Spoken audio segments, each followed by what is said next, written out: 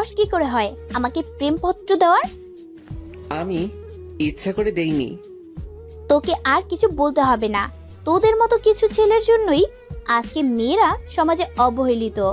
প্রথম দিন ভার্সিটিতে এসেই মেয়েদের প্রেমপত্র দেওয়া শুরু। জানি না সামনে আর কি করবি। তোকে দেখে তো মনে হয় একদম নিষ্পাপ বাচ্চা, কিন্তু তুই যে এমন একটা কাজ করবি তা তোকে দেখে কেউই বুঝতে পারবে না। আর শোন, কখনো কোনো মেয়ের সাথে এই রকম করবি না। মাথা নিচু করে দাঁড়িয়ে আছি। অনেক ছাত্রছাত্রী দাঁড়িয়ে আমাকে দেখছে। কোনো কিছু না করেও এইভাবে সবার সামনে অপমানিত হলাম। অবশ্য অপমানিত হওয়া আমার কাছে নতুন কিছু নয়। সেই ছোটবেলা থেকেই অপমানিত হয়ে আসছি। বাবা মা মারা গেছে তখন আমি অনেক ছোট। তারপর থেকেই এতিমখানায় বড় হয়েছি।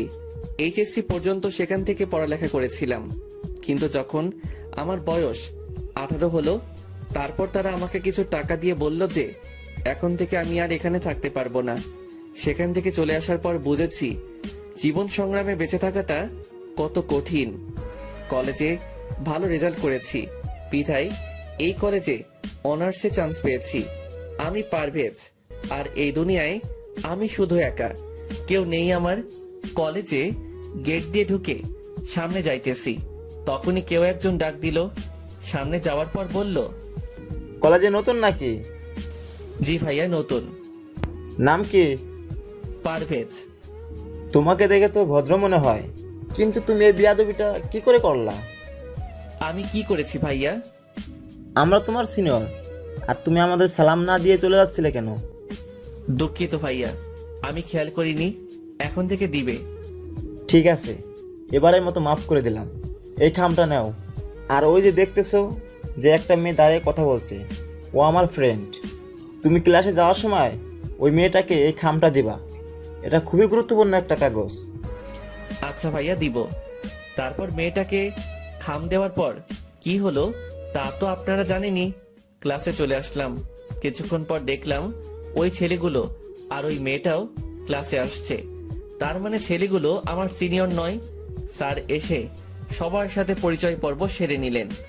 প্রথম দিন ছিল বলে আজকে তেমন আর ক্লাস হয়নি। কলেজ থেকে বের হব তখনই দেখলাম ওই ছেলেগুলো আড্ডা দিচ্ছে আর বলতে লাগলো, সাকিব, তুই তো ছেলেটাকে ভালোই বোকা বানালি। ছেলেটাকে দিয়ে অনেক মজা পেয়েছি। তাজা বলেছিস, ছেলেটা কিন্তু ভীষণ বোকা। কালকে আবার নতুন কিছু দিতে হবে, ওকে? এই বলে সবাই হাসতে লাগলো। কলেজ থেকে বের হয়ে আসলাম আর ভাবতে থাকলাম এদের থেকে যতই দূরে থাকবো ততই ভালো।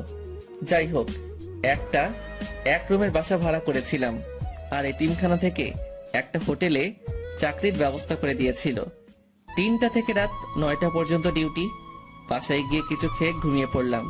ঘুম থেকে উঠতে একটু দেরি হয়ে গেছিল, তাই হোটেলে ঠিক টাইমে পৌঁছাতে পারি নাই। হোটেলে পৌঁছানোর পর ম্যানেজার বলল, এই জন্যই তোমাদের মতো ভার্সিটি পড়ুয়া ছেলেদের কাজ দিতে নেই। প্রথম দিনেই দেরি। সরি স্যার, আর হবে না। যাও কাজ করো। রাত 9টার সময় কাজ শেষ হলো। বাসায় আসতে আসতে 10টা বেজে গেল। রাতের খাবার হোটেলেই খাই। বাসায় এসে পড়তে বসলাম। পড়া শেষ করে ঘুমাতে গেলাম। সকালে ঘুম থেকে উঠে ফ্রেশ হয়ে কিছুক্ষণ পড়লাম। তারপর কলেজে গেলাম। কলেজে যাওয়ার পর আবার সেই ছেলেটা সাকিব ডাক দিল। তোকে না বলেছিলাম আমাদের সালাম দিতে? সালাম কেন দিব? আমরা তো একসাথেই পড়ি।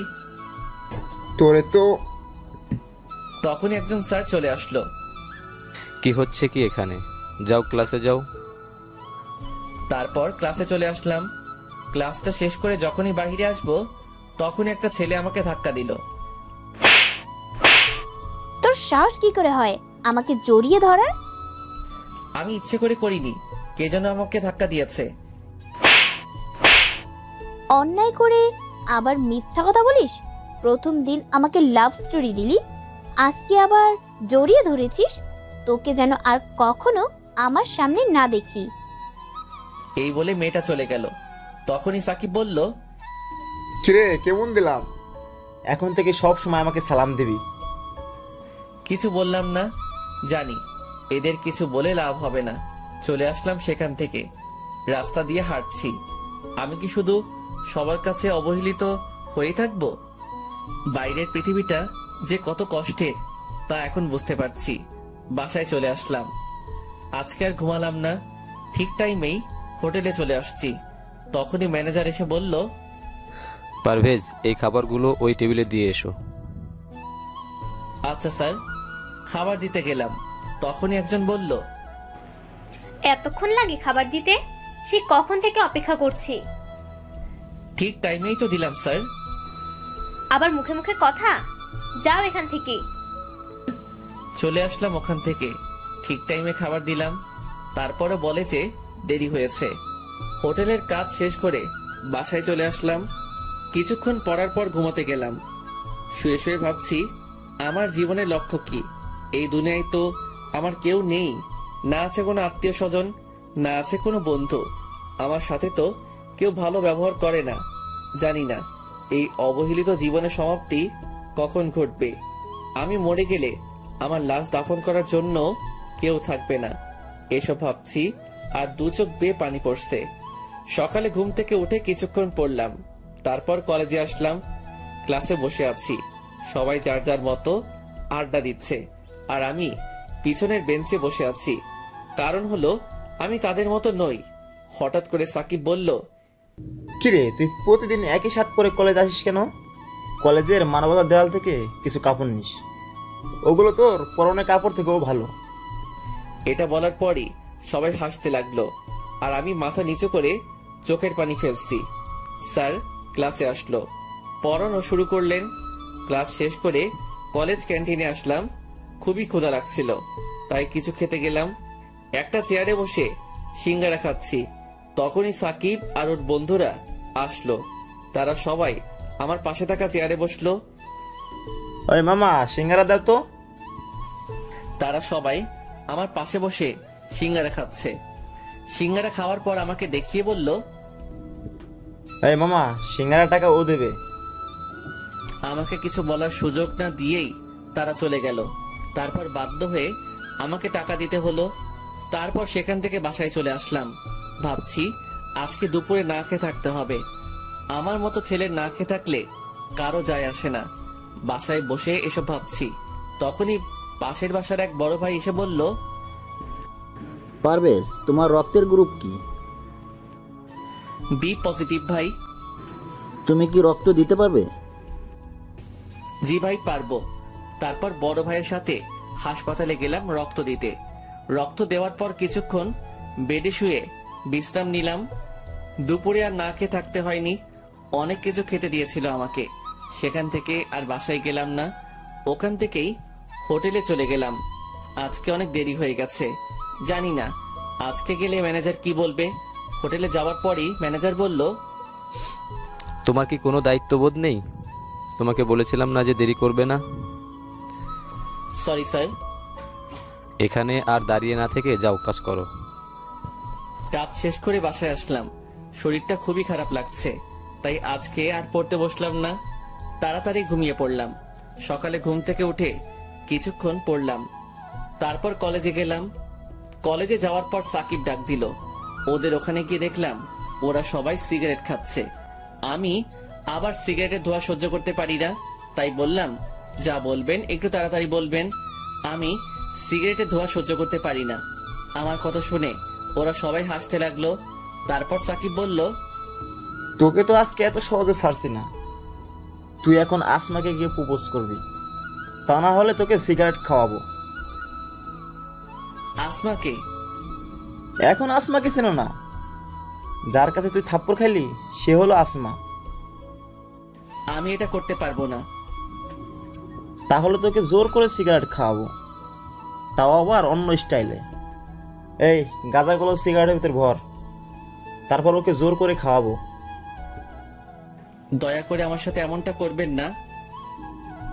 তাহলে যা, আসমাকে প্রপোজ কর। বাধ্য হয়ে প্রপোজ করতে গেলাম। আসমার সামনে গিয়ে মাথা নিচু করে আসমাকে প্রপোজ করলাম। ছোট লোকের বাচ্চা, তুই আবার আমাকে প্রপোজ করেছিস? তোকে বলেছিলাম না আর কখনো আমার সামনে আসবি না। তারপর আমাকে প্রিন্সিপালের রুমে নিয়ে গেল। স্যার আমাকে অনেক বিরক্ত করছে। তুমি আসমাকে বিরক্ত কেন করছো?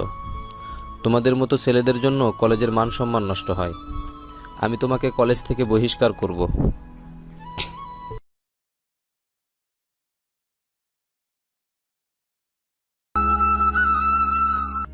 স্যার আমাকে অনেক বিরক্ত করছে। তুমি আসমাকে বিরক্ত কেন করছো? তোমাদের মতো ছেলেদের জন্য কলেজের মান সম্মান নষ্ট হয়। আমি তোমাকে কলেজ থেকে বহিষ্কার করব। আমি প্রিন্সিপালের পায়ে ধরে বলতে লাগলাম, স্যার দয়া করে আমাকে বহিষ্কার করবেন না, আমি আর কখনো এমনটা করব না। যদি আর কখনো তোমার নামে অভিযোগ আসে তাহলে তুমি আর কোনো সুযোগ পাবে না। যাও এখন। তারপর সেখান থেকে চলে আসলাম। ভাবছি আমার সাথেই কেন এমন হয়, আমি তো কারো কোনো ক্ষতি করি নাই, তারপরও তারা কেন আমার পিছনে পড়ে আছে। দোস্ত, ছেলেটার সাথে কিন্তু প্রতিদিন সেই মজা হয়। যা বলেছিস, কালকে আবার ওকে নতুনভাবে চাপ দেবো। আসমাকে দিয়ে ওকে প্রতিদিন মার খাওয়াবো। এই বলে সবাই হাসতে লাগলো। এটা আবার আসমা শুনেছে। ওই ছেলেটার কোনো দোষ নেই, আর আমি শুধুই ওই ছেলেটাকে ভুল বুঝলাম। কালকে কলেজে আসলে সরি বলতে হবে। রাতে শুয়ে শুয়ে ভাবছি, কালকে কলেজে গেলে তো আবার সাকিব আমার সাথে ওই রকম করবে। মনে হয় না আর ওই কলেজে বেশি দিন থাকতে পারবো। এইসব ভাবতে ভাবতে ঘুমিয়ে পড়লাম। পরের দিন কলেজে গেলাম। যাওয়ার পরই আসমা ডাক দিল। সরি। কেন? তোমার কোনো দোষ ছিল না, তারপরও আমি তোমাকে অনেক অপমান করেছি। গতকালকে আমি সাকিবের কাছ থেকে সব শুনেছি। আমাকে মাফ করে দাও, আমি সত্যি খুব দুঃখিত। তোমার তো কোনো দোষ নেই, তোমার জায়গায় অন্য কোনো মেয়ে থাকলেও এটাই করতো। আচ্ছা তাহলে আজ থেকে তুমি আমার বন্ধু। তোমার নাম কি? পারভেজ শেখ। তোমার? আসমা আক্তার আনিকা। আজকে থেকে তাহলে আমরা বন্ধু। না। কেন? তার মানে তুমি আমাকে মাফ করতে পারো নাই? দেখো, তুমি বড়লোক বাবার মেয়ে আর আমি রাস্তার ছেলে, তোমার সাথে আমার বন্ধুত্ব করা ঠিক হবে না। আর কখনো এই কথা বলবে না। তুমি যেমনই হও না কেন, তারপরও তুমি আমার বন্ধু। তারপরও? আর কোনো কথা বলবি না। এখন থেকে আমাকে তুই করে বলবি। আচ্ছা, চেষ্টা করব। তারপর ক্লাসে চলে গেলাম। প্রথমবার আমি সামনের বেঞ্চে বসলাম, তাও আবার আসমার সাথে। ক্লাস শেষ করে আসমার সাথে ক্যাম্পাসে বসে আছি। তোর মোবাইল নাম্বার দে। আমি ফোন চালাই না। মানে তোর কি কারোর সাথে কথা বলার প্রয়োজন মনে হয় না? না। কেন? আমার কেউ নেই। কেউ নেই মানে? এই দুনিয়ায় আমার আপনজন বলতে কেউ নেই, আমি এতিম। আর কখনো নিজেকে এতিম বলবি না। আজকে থেকে আমি তোর আপনজন। আয় এখন আমার সাথে। কোথায়? আসলেই দেখতে পাবি। তারপর আসমা আমাকে একটা মোবাইলের দোকানে নিয়ে গিয়ে একটা মোবাইল কিনে দিল। আমার সব কথা শুনে করুণা করতেছেন আমাকে। দিব একটা থাপ্পড়। এত বেশি বুঝিস কেন? তোরে এই মোবাইল দিয়েছি আমার সাথে কথা বলার জন্য। এখন চলো। কোথায়? চল। তারপর আমাকে একটা রেস্টুরেন্টে নিয়ে গেল। দুপুরে একটা রেস্টুরেন্টে খেলাম। খাওয়ার পর আসমাকে বললাম, আমি তাহলে এখন যাই। কোথায় যাবি? কাজে যাব। মানে? আমি একটা হোটেলে চাকরি করি, 2টা থেকে রাত 10টা পর্যন্ত।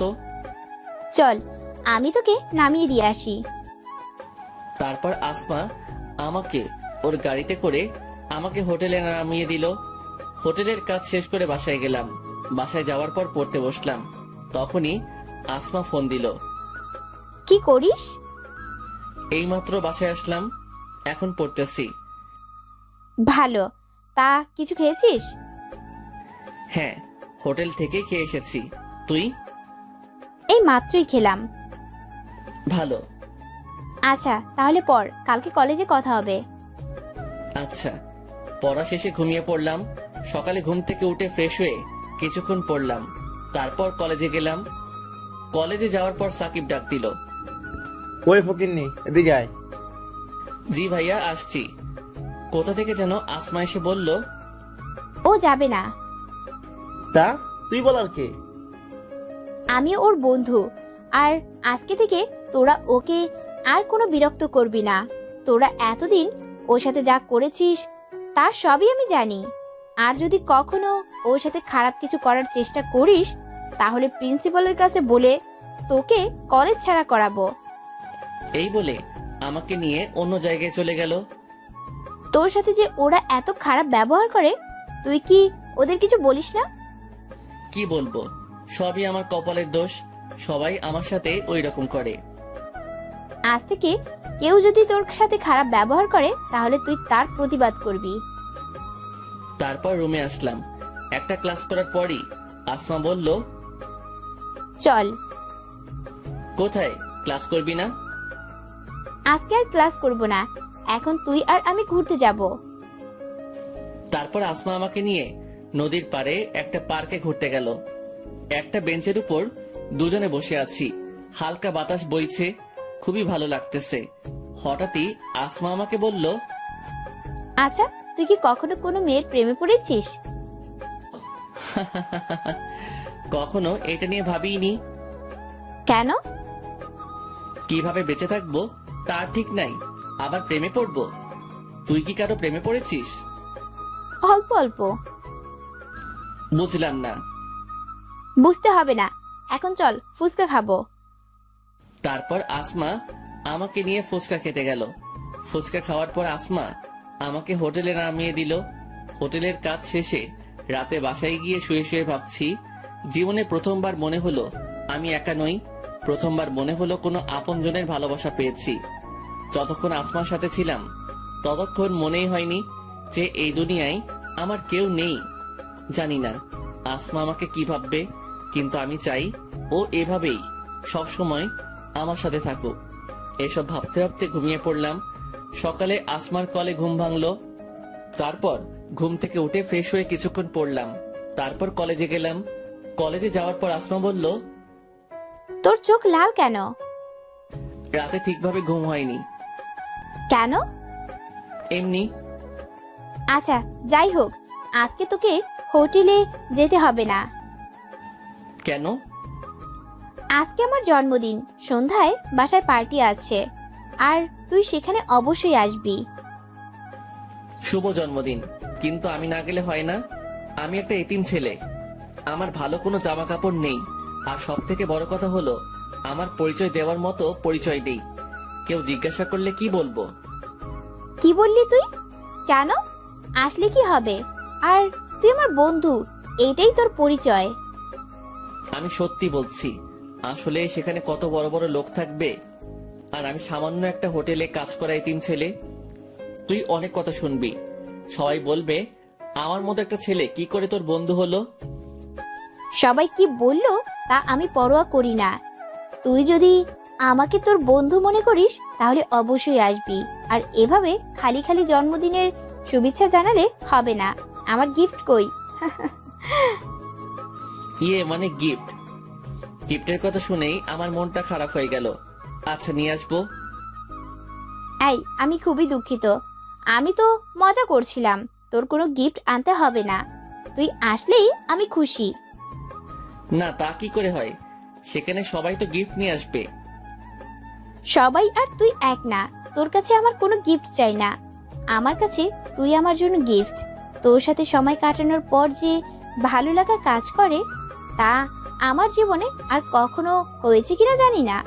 তোর কোনো গিফট আনতে হবে না, শুধু তুই আসলেই আমি অনেক খুশি হব। আচ্ছা, দেখা যাবে, এখন চল। তারপর ক্লাসে গেলাম। আজকে আসমা কলেজ থেকে একটু তাড়াতাড়ি চলে গেল। আসমা চলে যাওয়ার পর কেমন জানি ভালো লাগছিল না, তাই আমিও বাসায় চলে আসলাম। বাসায় এসে ভাবতে থাকলাম আমার কি করা উচিত। সেখানে যাওয়া কি ঠিক হবে, না শুধু গিফটটা দিয়ে আসবো? যদি যাই তাহলে আসমা অনেক কথা শুনবে, সেটা আমি নিশ্চিত। আর যদি না যাই তাহলে তো আসমা অনেক কষ্ট পাবে। না, আমি আসমাকে জেনে শুনে কষ্ট দিতে পারি না। ওই জীবনের প্রথম কোনো ব্যক্তি যে আমার এতটা খেয়াল রেখেছিল। আমি আসমাকে কখনো কষ্ট দিতে পারি না, কিন্তু আসমার জন্য কি গিফট কিনবো? যাই কিনি না কেন সেটা ওর জন্মদিনে সব থেকে কম দামি গিফট হবে। অনেক কষ্ট করে 2000 টাকা জমিয়েছিলাম। ভেবেছিলাম বাবা মায়ের জন্য মিলাদ পড়াবো, ভাবছি সেটা পরে পড়াবো। ওই টাকা দিয়ে আসমার জন্য একটা শাড়ি কিনবো। সন্ধ্যার সময় দোকান থেকে একটা শাড়ি কিনে আসমাদের বাসায় গেলাম। গেট দিয়ে ঢুকবো তখনই দারোয়ান এসে বাধা দিল। দাঁড়ান, কোথায় যাচ্ছেন? ভিতরে যাব। কে আপনি যে ভিতরে যাবেন? আমি আসমার বন্ধু। দারোয়ান আমার দিকে অনেকক্ষণ তাকিয়ে থেকে তারপর বলল, ফাইজলামি করেন? আপনি কিভাবে আসমা ম্যাডামের বন্ধু হতে পারেন? সরি পারভেজ, আপনি ওকে ঢুকতে দিলেন না কেন? দুঃখিত ম্যাডাম, আমি বুঝতে পারি নাই। তারপর আসমা আমাকে বাড়ির ভিতরে নিয়ে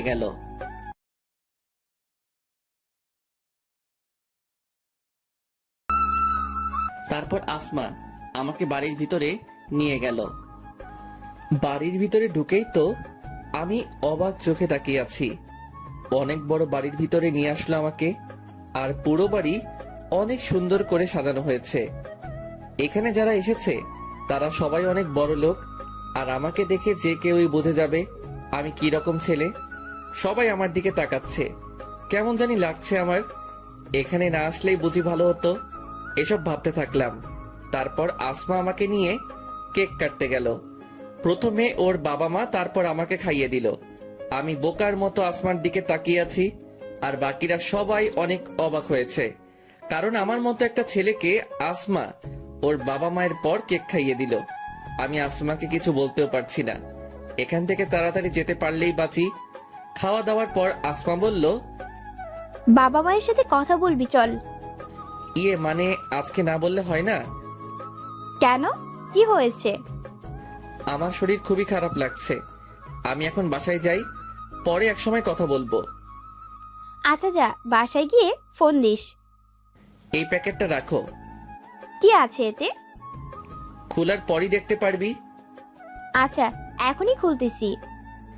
এই না, এখন খুলতে হবে না, পরে খুলিস। পরে খুলবো কেন? কি আছে এতে? সেটা পরে খুললেই দেখতে পারবি। আমি এখন যাই। তারপর সেখান থেকে বাসায় চলে আসলাম। বিছানায় শুয়ে শুয়ে ভাবছি, আসমা ওর বাবা মায়ের পরই আমাকে কেন কেক খাইয়ে দিল। আমি কল্পনাই করতে পারি নাই যে আসমা আমাকে তখন কেক খাইয়ে দিবে। সেখানে উপস্থিত সবাই অনেক অবাক হয়েছে। আসমার বাবা মা কি ভাববে জানি না। এত কিছু হওয়ার পরও কিভাবে তাদের সাথে কথা বলতাম, তাই তো দেখা না করেই চলে এসেছি। আসমাকে যত দেখছি ততই অবাক হচ্ছি। ও কি শুধুই আমাকে ফ্রেন্ড ভাবে, না অন্য কিছু? ওর সাথে যদি আর কিছুদিন এভাবে থাকি তাহলে আমি তো ওকে ভালোবেসে ফেলবো। এখনই ওর কথা না ভেবে একদিনও থাকতে পারি না। ওই আমার জীবনের প্রথম ব্যক্তি যে আমার এতটা খেয়াল রাখছে। জীবনের প্রথমবার মনে হয়েছে কোনো আপনজনের ভালোবাসা পেয়েছি। জানি না ওকে ছাড়া কোনোদিনও থাকতে পারবো কিনা, কিন্তু ও তো আর সবসময় আমার সাথে থাকবে না। আমার মনে হয় ও আমাকে ভালোবাসে। তাহলে কি ওকে আমার মনের কথা বলে দিব? কিন্তু ও যদি আমাকে ভালো না বাসে তাহলে তো আমাকে ভুল বুঝবে। তার চেয়ে না বলাই থাক, শুধু বন্ধু হয়ে থাকি। সকালে ঘুম থেকে উঠে মোবাইলটা হাতে নিলাম। দেখলাম রাতে আসমা অনেকগুলো কল করেছিল। মোবাইল সাইলেন্ট করা ছিল, তাই শুনতে পাইনি। এখন আর কল দিলাম না। তারপর ফ্রেশ হয়ে খেয়ে কিছুক্ষণ পড়লাম। তারপর কলেজে গেলাম। কলেজে গিয়ে দেখলাম আসমা আমার আগে চলে এসেছে। আমাকে দেখে রাগী কণ্ঠে বলতে লাগলো, রাতে কই ছিলি? কেন, বাসায় ছিলাম। কতগুলো কল করছি, ধরলি না কেন? আসলে তোদের ওখান থেকে আসার পরপরই ঘুমিয়ে গেছিলাম, আর মোবাইল সাইলেন্ট করা ছিল, তাই শুনতে পাইনি। তোকে বলেছিলাম না গিফট না আনতে, তারপরও কেন আনলি? কেন, পছন্দ হয়নি? দিব এক থাপ্পড়। পছন্দ হবে না কেন? কত সুন্দর একটা শাড়ি, কিন্তু তুই এত টাকা কিভাবে জোগাড় করলি? এত টাকা কোথায় পেলি? মাত্র 2000 টাকা। তোর জন্মদিনে সব থেকে কম দামি গিফট। টাকা আমার কাছে ছিল। তোকে দেখেই বোঝা যাচ্ছে যে তুই মিথ্যা কথা বলছিস। সত্য কথা বল। আসলে একটু একটু করে ওই টাকাগুলো জমিয়েছিলাম। ভেবেছিলাম বাবা মায়ের নামে মিলাদ পড়াবো। এখন ভাবছি মিলাদ পরে পড়াবো। তার মানে ওই টাকা দিয়েই তুই আমার জন্য শাড়ি কিনেছিস? আসমার দু চোখ বেয়ে পানি পড়ছে, আর সাথে সাথেই আমাকে জড়িয়ে ধরে কাঁদতে কাঁদতে বলল, কেন তুই ওই টাকা দিয়ে শাড়ি কিনতে গেলি? তোর কাছে আমার কোনো গিফট চাই না। আমার কাছে তুই সব থেকে বড় গিফট। চল এখন কোথায়? একটা এতিমখানায় যাব। কেন? তোর বাবা মায়ের জন্য মিলাদ পড়াতে। দুঃখিত, এটা আমি করতে পারবো না। কেন? আমি আমার নিজের টাকা দিয়ে বাবা মায়ের জন্য মিলাদ পড়াবো। তো কি হয়েছে? মনে কর আমার টাকাই তোর টাকা। কিছু মনে করিস না, আমার নিজের উপার্জিত টাকা দিয়ে মিলাদ পড়াবো, কারো কাছ থেকে নিয়ে নয়। আর এখন বল, শাড়িটা কেমন লাগছে? অনেক সুন্দর। তা কখনো কি শাড়িটা পরবি? পরবো না কেন? না মানে শাড়িটা তো অনেক কম দামি। তুই তো মনে হয় এত কম দামি জিনিস পরিস না, তাই বললাম। পরিনি তো কি হয়েছে, এখন থেকে পরবো। কালকে বিকালেই শাড়ি পরে তোর সাথে নদীর পাড়ে ঘুরতে যাব। দেখা যাবে, এখন চল। তারপর ক্লাস করে বাসায় চলে গেলাম। ফ্রেশ হয়ে হোটেলে আসলাম। ম্যানেজারকে বললাম, স্যার কালকে আমার ছুটি লাগবে। তারপর ম্যানেজার বলল, রোজ রোজ তোমাকে ছুটি দিতে পারবো না। যদি কাজ করতে মন না চায় তাহলে আর আসার দরকার নেই। সরি স্যার, আর কখনো ছুটি নিব না, শুধু কালকেই লাস্ট। মনে থাকে যেন কথাটা। কালকের পরে ছুটি নিতে হলে একবারে নিবে। এখন যাও, কাজ করো। রাতে কাজ করে বাসায় এসে কিছুক্ষণ পড়লাম। পড়ার পর ঘুমাতে গেলাম। ভাবতে থাকলাম আসমার কথা। প্রথম কোনো মেয়ে আমাকে জড়িয়ে ধরলো। আমি কল্পনাই করতে পারি নাই যে আসমা আমাকে জড়িয়ে ধরবে। ওর সাথে থাকতে থাকতে কখন যে ওকে ভালোবেসে ফেলেছি তার নিজেও জানি না। এখন তো এমন হয়েছে, ওর সাথে কথা না বলে থাকতেই পারি না। যখনই কেউ আমার সাথে খারাপ ব্যবহার করে তখনই আসমার হাসি মুখটা চোখের সামনে ভেসে ওঠে। তখন সেই সব অপমান আর গায়ে লাগে না। কালকে বিকালে আসমা আমার দেওয়ার শাড়ি পরবে। তাহলে কালকে কি আসমাকে আমার মনের কথা বলে দিব? জানি না ও আমাকে কি ভাববে। সকালে ঘুম থেকে উঠে ফ্রেশ হয়ে কলেজে গেলাম। আজকে একটু আগে কলেজে চলে আসলাম। গিয়ে দেখি আসমা এখনো আসেনি। কিছুক্ষণ একটা বেঞ্চের উপর বসলাম। এর মধ্যে আসমাও চলে এসেছে। আমার কাছে এসে বলতে লাগলো, আজকে এত তাড়াতাড়ি চলে এসেছিস? সবসময় তো আমার পরে আসতি। এমনি আগে চলে এসেছি। আজকে বিকালে যখন ঘুরতে যাব তখন তোকে একটা কথা বলবো। আমিও তোকে কিছু বলবো। কি বলবি? তা সময় হলেই জানতে পারবি। আচ্ছা ঠিক আছে, এখন চল ক্লাসে যাই। চল। ক্লাস শেষ করে বাসায় চলে আসলাম। গোসল করে কিছু খেলাম। তারপর একটু ঘুমিয়ে নিলাম। তারপর তৈরি হয়ে নদীর পাড়ে গেলাম আসমার সাথে দেখা করতে। আসমার আসার আগেই আমি সেখানে চলে গেছি। আমি খুবই চিন্তিত। জানি না আসমাকে আমার ভালোবাসার কথা বললে ও কিভাবে নেবে সেটা। যদি ও আমাকে ভালো না বাসে তাহলে হয়তো আমাদের বন্ধুত্ব ভেঙে যাবে। কিন্তু আমি তো আসমাকে ছাড়া থাকতে পারবো না। অনেক ভালোবেসে ফেলেছি ওকে। কিন্তু ও আমাকে কি কথা বলবে? ও কি আমায় ভালোবাসে? এসবই মাথায় ঘুরপাক খাচ্ছে। এর ভিতরে আসমা চলে এসেছে। আমার দেওয়া শাড়ি পরে এসেছে। খুবই সুন্দর লাগছে ওকে। ওর দিকে এক ধ্যানে তাকিয়ে থাকলাম। ও আমার কাছে এসে বলতে লাগলো, এভাবে তাকিয়ে কি দেখছিস? তোকে দেখছি।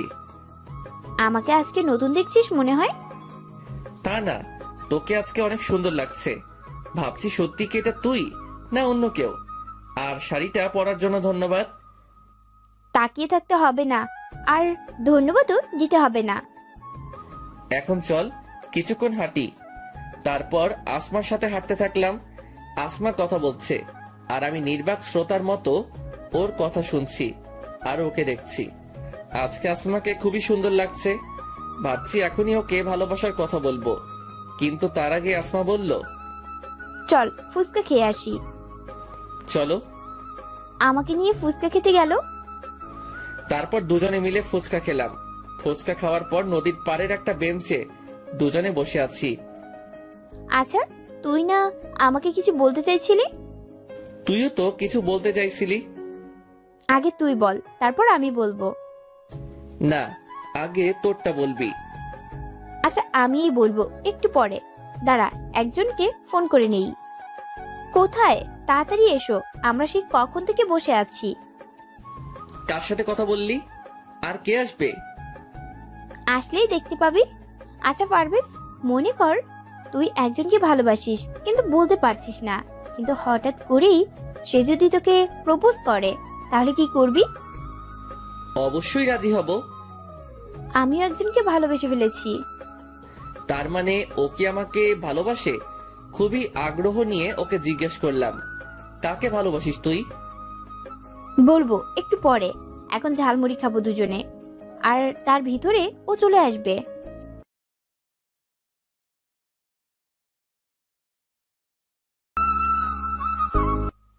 বলবো একটু পরে, এখন ঝালমুড়ি খাবো দুজনে, আর তার ভিতরে ও চলে আসবে।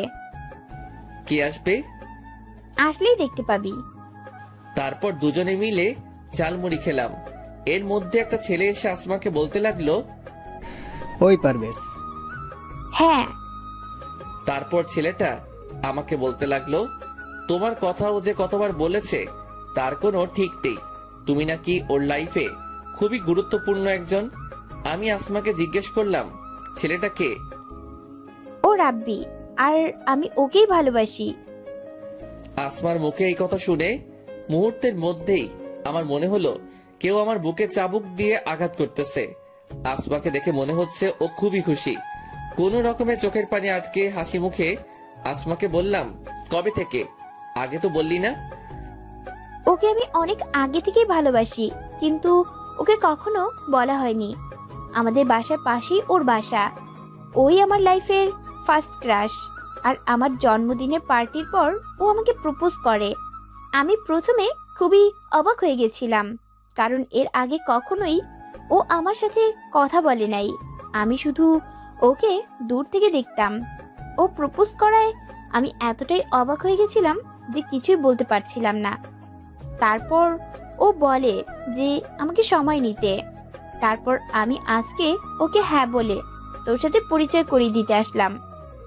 হ্যাঁ, খুব ভালো একজন বন্ধু। আমার আসলে একটা কাজ আছে, তাই আমাকে এখন যেতে হবে। তোরা আড্ডা দে।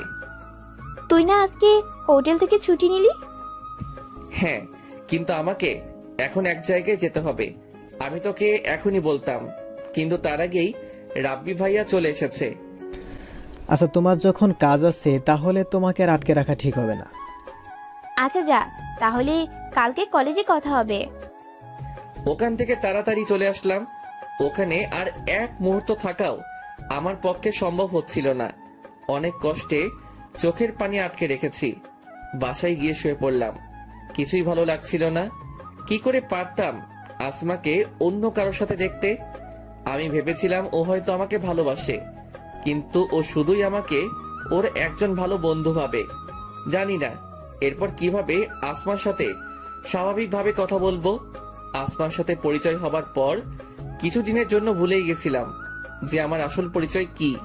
যখন সবাই অপমান করত তখন অনেক খারাপ লাগতো, আর এখন তার থেকেও অনেক বেশি কষ্ট হচ্ছে। এভাবে অনেকক্ষণ বিছানায় শুয়ে আছি, কিন্তু ঘুম আসছে না। কিভাবে ঘুম আসবে? চোখ বুঝলেই তো আসমার মুখটা ভেসে ওঠে। তবে আজকে একটা ব্যাপার খুবই অদ্ভুত লাগছে। প্রতিদিন তো আসমা এই সময় ফোন দেয়, কিন্তু আজকে তো দিল না। তাই আমি ফোন দিলাম, কিন্তু আসমার ফোন ওয়েটিং। অনেকবার ফোন দিলাম, কিন্তু ওয়েটিং।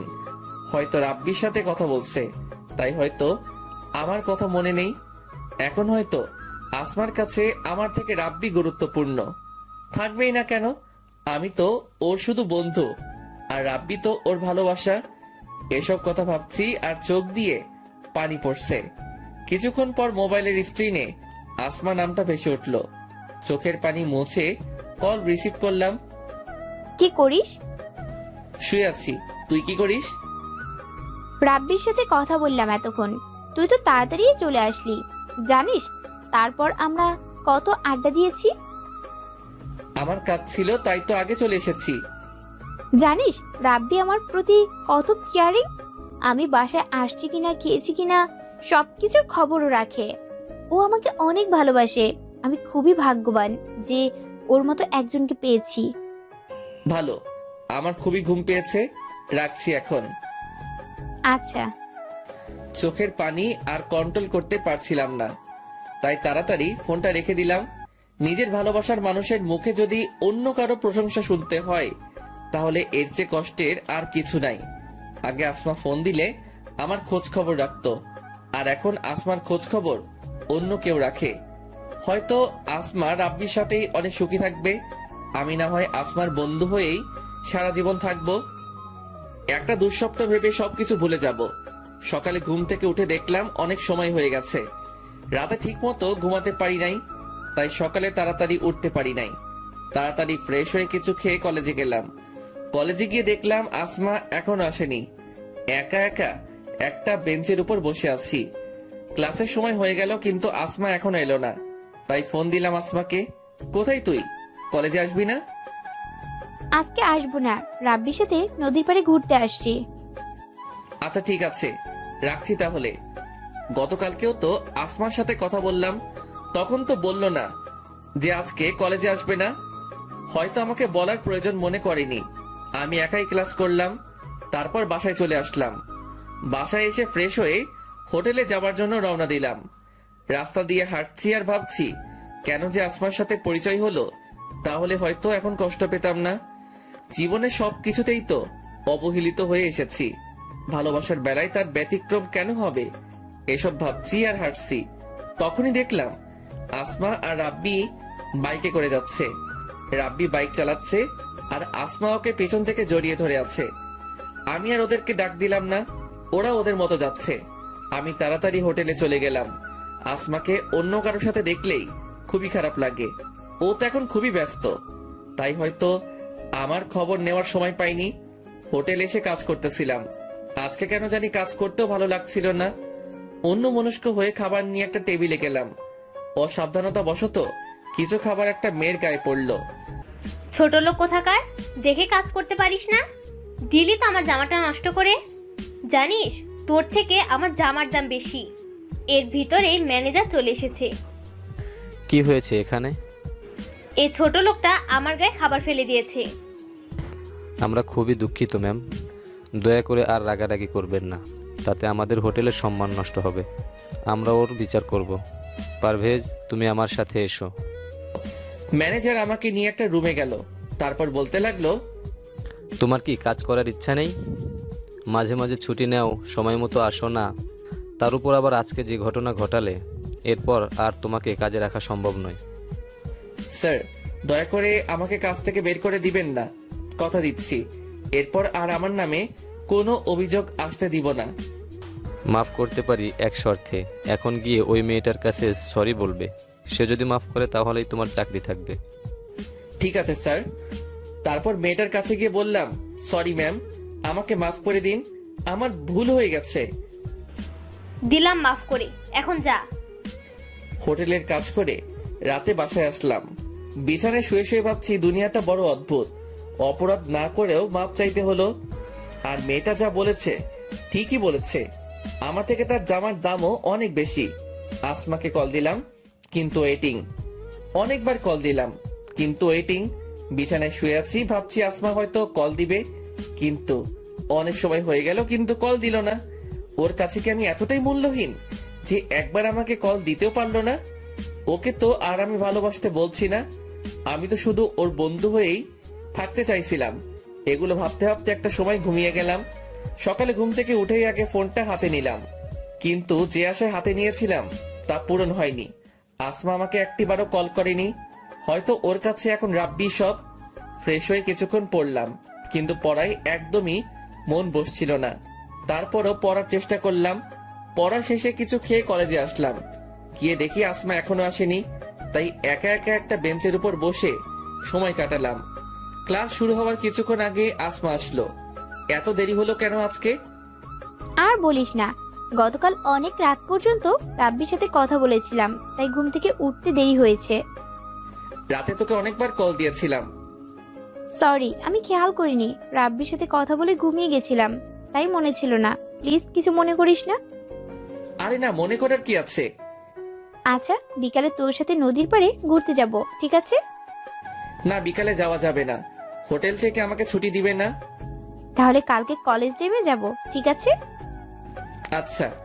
তারপর ক্লাস করে বাসায় চলে আসলাম। আজকে অনেক খুশি লাগছে, কারণ কালকে আসমার সাথে ঘুরতে যেতে পারবো। এত খুশি হয়ে কাজ নাই। এখন তাড়াতাড়ি রেডি হয়ে হোটেলে যেতে হবে। দেরি করলে চাকরি থাকবে না, আমাকে আর কোনো সুযোগও দিবে না। ঠিক সময়ে হোটেলে চলে আসলাম। তারপর নিজের কাজ করতে লাগলাম। আমাকে দেখে ম্যানেজার বলতে লাগলো, প্রতিদিন এভাবে ঠিক সময়ে আসবে আর ভালোভাবে কাজ করবে। জি স্যার। আজকে কাজ করেও কেন জানি অনেক আনন্দ পাচ্ছি।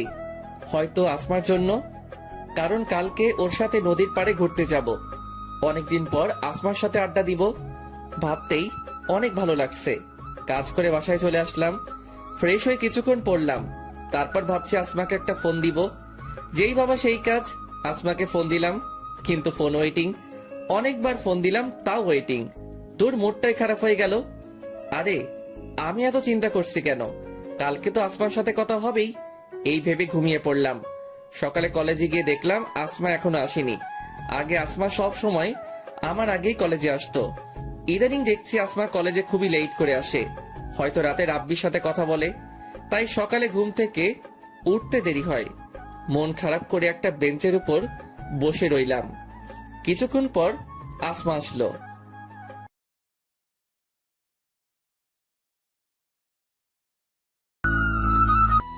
কিরে, এভাবে বেঞ্চের উপর বসে কি ভাবছিস? কিছু না, তোর জন্য অপেক্ষা করছি। সরি, আমার আসতে একটু দেরি হয়ে গেল। কোনো সমস্যা না। এখন চল নদীর পাড়ে যাই। চল। তারপর আমি আর আসমা নদীর পাড়ে ঘুরতে গেলাম। বেঞ্চের উপর বসে দুজনে কথা বলছি। হঠাৎ আসমা কার যেন ফোন দিয়ে আসতে বলল। কারে আসতে বললি? রাব্বিকে। মুহূর্তের মধ্যেই মনটা খারাপ হয়ে গেল। তার মানে আসমা আমার জন্য আসেনি, রাব্বির সাথে ঘুরতে এসেছে আর আমাকে সাথে করে নিয়ে এসেছে। কিছুক্ষণ পর রাব্বি আসলো। রাব্বি আর আসমা কথা বলছে আর আমি বোকার মতো বসে আছি। আমার খুবই খারাপ লাগতেছে। আসমা আমার সাথে কি করে করতে পারলো এমনটা? আমি তোকে ঘুরতে যাওয়ার কথা বলিনি, ও নিজেই তো আমাকে বলেছে। ওরা দুজনে কথা বলছে, মনে হচ্ছে আমি অপরিচিত কোনো মানুষ। সেখান থেকে চলে আসতে ইচ্ছা করছে। হঠাৎ করে আসমা বলল, আমার প্রচুর পানি পিপাসা লাগছে। পারভেজ, তুমি গিয়ে এক বোতল পানি কিনে নিয়ে আসো প্লিজ। আচ্ছা, তোমরা কথা বলো, আমি নিয়ে আসছি। মনে হচ্ছে ওদের সেবা করার জন্যই আমাকে নিয়ে আসছে। আমাকে এখানে এনে এইভাবে অপমান না করলেও পারতো আসমা। পানি নিয়ে বেঞ্চের এই জায়গায় আসলাম। এসে দেখি ওরা নাই। তারপর ওদের খুঁজতে লাগলাম। হঠাৎ দেখলাম ওরা অন্য এক জায়গায় বসে কথা বলছে। আমি পিছন দিকে ছিলাম আর সেখানে অনেক গাছও ছিল, যার কারণে ওরা আমাকে দেখতে পায়নি। আমি ওদের কাছাকাছি আসতেই শুনতে পেলাম, আসমা তোমাকে কিছু বলতে চায়, জানি না তুমি কিভাবে নেবে। আমি কিছুই মনে করব না, তুমি বলো। পারভেজকে আমার মোটেই সুবিধার মনে হচ্ছে না। মানে কি বলছো তুমি? দেখো আসমা, একটা ছেলে আর একটা মেয়ে কখনো শুধু বন্ধু হয়ে থাকতে পারে না। শুধু আমিই না, সবাই বলবে এটা। তুমি পারভেজকে শুধু বন্ধু ভাবলেও আমার মনে হয় সে তোমাকে অন্য কিছু ভাবে। তুমি যখন ওই দিন পারভেজকে বলেছিলে যে তুমি আমাকে ভালোবাসো, তখন পারভেজকে দেখে মনে হয়েছিল ও একদমই খুশি হয়নি, আর তাই হয়তো ও কাজের বাহানা দিয়ে চলে গেছিল। দেখো, আমি পারভেজকে শুধুই আমার একজন ভালো বন্ধু মনে করি। আমি জানি সেটা, কিন্তু এখানে কথা হচ্ছে যে পারভেজ তোমাকে কি ভাবে। আর কোনো ফ্রেন্ডই চাইবে না তার প্রেমিকার কোনো ছেলে ফ্রেন্ড থাকুক। তুমি শুধু শুধুই পারভেজকে সন্দেহ করছো, আর ও তো আমাকে বলেনি যে ও আমাকে ভালোবাসে। তুমি শুধুই অযথা টেনশন করছো। দেখো আসমা, ও তোমার ভালো বন্ধু, তাই হয়তো এখন তুমি এই কথা বলছো। কালকে যখন ও আমার নামে তোমাকে বলবে যে আমি অন্য মেয়েকে নিয়ে ঘুরি, তখন তুমি সত্যিটা না জেনেই আমাকে সন্দেহ করবে। আর বেশিরভাগ সম্পর্কই এই জন্যই নষ্ট হয়। আর একজন মানুষের কাছে দুইজন সমান গুরুত্বপূর্ণ হতে পারে না। আর আমি চাই না যে তুমি পারভেজের সাথে কথা বলো। আর তোমার কাছে কে বেশি গুরুত্বপূর্ণ, আমি নাকি পারভেজ? এটা কেমন প্রশ্ন রাব্বি? তোমরা দুজনে আমার লাইফে সমান গুরুত্বপূর্ণ। তোমাকে আমি ভালোবাসি আর পারভেজ আমার বন্ধু। আর কোনো কারণ ছাড়া কিভাবে আমি পারভেজের সাথে সম্পর্ক নষ্ট করতে পারি? আচ্ছা, তোমার পারভেজের সাথে সম্পর্ক নষ্ট করতে হবে না। যদি কোনোদিন পারভেজ তোমাকে প্রপোজ করে তখন? আশা করি এমন দিন কখনো আসবে না। যদি এমনটা হয় তাহলে ওর সাথে আর কোনো সম্পর্ক থাকবে না। আচ্ছা, এখন এসব কথা বাদ দিই। আচ্ছা, তোমরা কথা বলো, আমি যাই। কেন? তুইও আমাদের সাথে থাক না, তোরা আড্ডা দে। যেতে হবে। আচ্ছা, যাও। তারপর আমি ওদের ওখান থেকে চলে আসলাম। আমি চাই না আমার জন্য ওদের সম্পর্কটা নষ্ট হোক, তাই ওদের আর বিরক্ত করলাম না। বাসায় এসে গোসল করলাম, তারপর কিছুক্ষণ শুয়ে থেকে হোটেলে গেলাম। আজকেও ঠিক সময় চলে আসলাম, তাই ম্যানেজারের আর বকা খেতে হলো না। কাজগুলো ঠিকভাবে করতে লাগলাম। রাতে বাসায় এসে শুয়ে শুয়ে ভাবছি, এখন থেকে আসমাকে ভুলে থাকার চেষ্টা করতে হবে। জানি ওকে ভুলে থাকা আমার পক্ষে খুবই কঠিন, কিন্তু এছাড়া আর কোনো পথ নেই। আমার ভালোবাসা কোনোদিনও সফল হবে না, বরং এভাবে চলতে থাকলে কোনোদিন জানি আসমাকে প্রপোজ করে বসি। তখন হয়তো ও আমাকে অনেক খারাপ ভাববে আর বন্ধুত্বটাও নষ্ট করে দিবে। তাই এখন থেকে কলেজে যতটা সম্ভব ওর সাথে কম কথা বলতে হবে, তাহলে হয়তো ওর মায়ায় পড়বো না।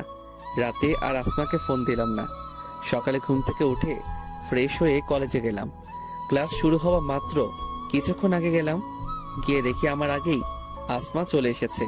ক্লাসের সময় হয়ে গেছে, তাই আর আসমার সাথে তেমন কথা হয় নাই। তারপর ক্লাস করে ওর সাথে কিছুক্ষণ আড্ডা দিয়ে বাসায় চলে আসলাম। আগের তুলনায় অনেক কম কথা বললাম। বাসায় এসে ফ্রেশ হয়ে কিছুক্ষণ রেস্ট নিলাম, তারপর হোটেলে গেলাম। কাজ করতে করতে হঠাৎ একটা টেবিলের দিকে তাকিয়ে অবাক হয়ে গেলাম, কারণ সেখানে রাব্বি ছিল আর ওর পাশে একটা মেয়ে বসা ছিল। তারপর একটু আড়ালে গিয়ে ওদের কথা শুনতে লাগলাম। বাবু, তুমি এখন আর আমার সাথে আগের মতো কথা বলো না কেন? আসলে বাবু, ইদানিং একটু ব্যস্ত ছিলাম তো, তাই এখন থেকে তোমাকে অনেক সময় দেব। রাগ করো না বাবু, আমি তোমাকে অনেক ভালোবাসি। আমি জানি আমার বাবুটা আমাকে অনেক ভালোবাসে। ওদের কথা শুনে তো আমি অবাক হয়ে গেছি। তার মানে রাব্বি আসমাকে ধোকা দিচ্ছে আর ও একটা প্লে বয়। না জানি আরো কত মেয়ের সাথে সম্পর্ক আছে ওর। কাজ শেষ করে বাসায় এসে শুয়ে শুয়ে ভাবছি, আসমাকে যদি রাব্বির কথা বলি তাহলে হয়তো ও বিশ্বাস করবে না, কারণ ওই দিন রাব্বি ওকে পার্কে যেভাবে বলেছে তার জন্য হয়তো আমাকে ভুলও বুঝতে পারে। কিন্তু এটা যদি না বলি তাহলে হয়তো পরবর্তীতে ওর অনেক ক্ষতিও হতে পারে। আর যা বুঝলাম, রাব্বি মোটেও ভালো না। না ও আমাকে ভুল বুঝলেও আমাকে এই কথাটা ওকে বলতেই হবে, নয়তো ওর অনেক ক্ষতি হবে। আর আমি চাই না আসমার কোনো ক্ষতি হোক। পরের দিন কলেজে গিয়ে আসমার আসার অপেক্ষা করতে লাগলাম। কিছুক্ষণ পর আসমা আসলো। আসমা, আমি তোকে কিছু বলতে চাই, জানি না তুই কি মনে করবি। আমি কিছুই মনে করব না, তুই বল। তারপর আমি ওদের সব কথা শুনলাম। পারভেজ, তোর সাহস কি করে হয় রাব্বির সম্পর্কে এসব কথা বলার? তোকে আমি আমার একজন ভালো বন্ধু মনে করতাম, কিন্তু তোর চিন্তা ভাবনা যে এতটা খারাপ তা আগে জানা ছিল না। রাব্বির সাথে আমার সম্পর্ক নষ্ট করা তোর কি লাভ? ও বুঝেছি, ভালোবাসিস আমায়। তুই ভাবলি কি করে তোকে আমি ভালোবাসবো? তোকে শুধু আমার একজন ভালো বন্ধু মনে করতাম, কিন্তু আজকের পর থেকে আমি ভুলে যাব যে আমার তোর মতো কোনো বন্ধু ছিল। তুই আর কখনো আমার সাথে কথা বলবি না। ওই দিন পার্কে রাব্বি ঠিকই বলেছিল, কিন্তু আমি ওর কথা বিশ্বাস করিনি। যা আমার সামনে থেকে। চোখের পানি মুছে সেখান থেকে চলে আসলাম। আসমা রাব্বির ভালোবাসায় অন্ধ হয়ে গেছে, তাই ওর আমার কথা বিশ্বাস হচ্ছে না। কিন্তু ও যে আমাকে কলেজে সবার সামনে থাপ্পড় মারবে তা আমি কল্পনাও করিনি। কিন্তু আমি আসমাকে কি করে বিশ্বাস করাবো যে আমি যা বলেছি সব সত্যি? আমি জেনে শুনে কিভাবে আসমার ক্ষতি হতে দিতে পারি? ও আমাকে ভালো না বাসলেও আমি তো বাসি। তারপর সেখান থেকে ক্লাসে চলে গেলাম। আসমার সাথে পরিচয় হওয়ার পর এই প্রথমবার ও আমার সাথে একই বেঞ্চে বসে নাই। আমি আগে থেকে সামনের বেঞ্চে বসেছিলাম। ভেবেছিলাম হয়তো তখন রাগের মাথায় অনেক কিছু বলে ফেলেছে, এখন ঠিকই আমার পাশে বসবে। কিন্তু আমার ধারণা ভুল প্রমাণ করে দিয়ে ও আমার পিছনের বেঞ্চে বসলো। অনেক কষ্টে ক্লাস করলাম। ক্লাস শেষ হবার পর আসমা আমাকে রেখেই একা চলে গেছে। আসমার এই অবহেলায় খুবই কষ্ট হচ্ছে। আমি কলেজ থেকে বাসায় চলে আসলাম। ফ্রেশ হয়ে কিছুক্ষণ রেস্ট করলাম, তারপর হোটেলে চলে আসলাম। পারভেজ আমার সাথে এমনটা করবে কখনো কল্পনাও করিনি। শেষ পর্যন্ত রাব্বির কথাই সত্যি হলো। সেদিন যদি ওর কথা বিশ্বাস করতাম তাহলে আজকে এই দিনটা দেখতে হতো না। পারভেজের চিন্তা ভাবনা এতটা খারাপ তা আগে বুঝতে পারি নাই। বিকেলে রাব্বির সাথে নদীর পাড়ে ঘুরতে গেলাম। কি ব্যাপার আসমা, তোমার মন কি খারাপ? কখনো ভাবতেই পারি নাই যে আমার জীবনে এরকম ঘটনা ঘটবে। কি হয়েছে? পারভেজ যে এতটা খারাপ তা আগে জানা ছিল না। ওকে আমি আমার একজন ভালো বন্ধু মনে করতাম। ওর কত বড় সাহস তোমার সম্পর্কে বাজে কথা বলে। কি বলেছে? তোমাকে নাকি ও কোন মেয়ের সাথে দেখেছে, তোমরা নাকি একে অপরকে ভালোবাসো। কথাটা শুনে আমার এতটা রাগ হয়েছিল যে সাথে সাথেই ওকে থাপ্পড় মেরেছি আর ওর সাথে বন্ধুত্ব শেষ করেছি। সেদিন তোমার কথা বিশ্বাস না করে অনেক বড় ভুল করে ফেলেছি।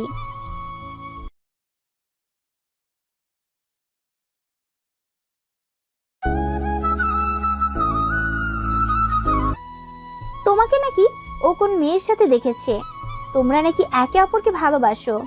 কথাটা শুনে আমার এতটা রাগ হয়েছিল যে সাথে সাথেই ওকে থাপ্পড় মেরেছি আর ওর সাথে বন্ধুত্ব শেষ করেছি। সেদিন তোমার কথা বিশ্বাস না করে অনেক বড় ভুল করে ফেলেছি। যা হবার হয়েছে, এটা নিয়ে আর চিন্তা করো না। তুমি যা করেছো ভালোই করেছো। সেই দিন তো আমার কথা বিশ্বাস করলে না, আর এখন নিজেই তো দেখলে। আমার আগেই সন্দেহ হয়েছিল। ওকে দেখে আমার মোটেই ভালো ছেলে মনে হয়নি। ও তোমার টাকা দেখে তোমার সাথে বন্ধুত্ব করেছে, তারপর তোমাকে ভালোবাসার ফাঁদে ফেলে সব সম্পত্তি ওর নামে করতে চেয়েছিল। ঠিকই বলেছো, কিন্তু ওর আর সেই সুযোগ কখনোই পাবে না। আচ্ছা, এখন এসব কথা বাদ দাও, চলো আমরা সামনের দিকটায় যাই। ওরা ওদের মতো ঘুরতে থাকে। আমি হোটেলে এসে কাজ করতে লাগলাম। কাজ শেষ করে রাতে বাসায় আসলাম। বিছানায় শুয়ে শুয়ে ভাবছি আবার আমি একা হয়ে গেলাম। আসমাকে কি করে বোঝাবো যে রাব্বি ভালো ছেলে নয়? আমার নাম্বারও ব্ল্যাক লিস্টে রেখেছে। ও রাব্বির ভালোবাসায় অন্ধ হয়ে গেছে। একদিন আগেও কলেজে সবাই জানতো আমরা দুজন খুব ভালো বন্ধু, আর আজকে সে আসমাই আমাকে সবার সামনে থাপ্পড় মারলো। এতটা অন্ধভাবে কাউকে ভালোবাসা উচিত নয়।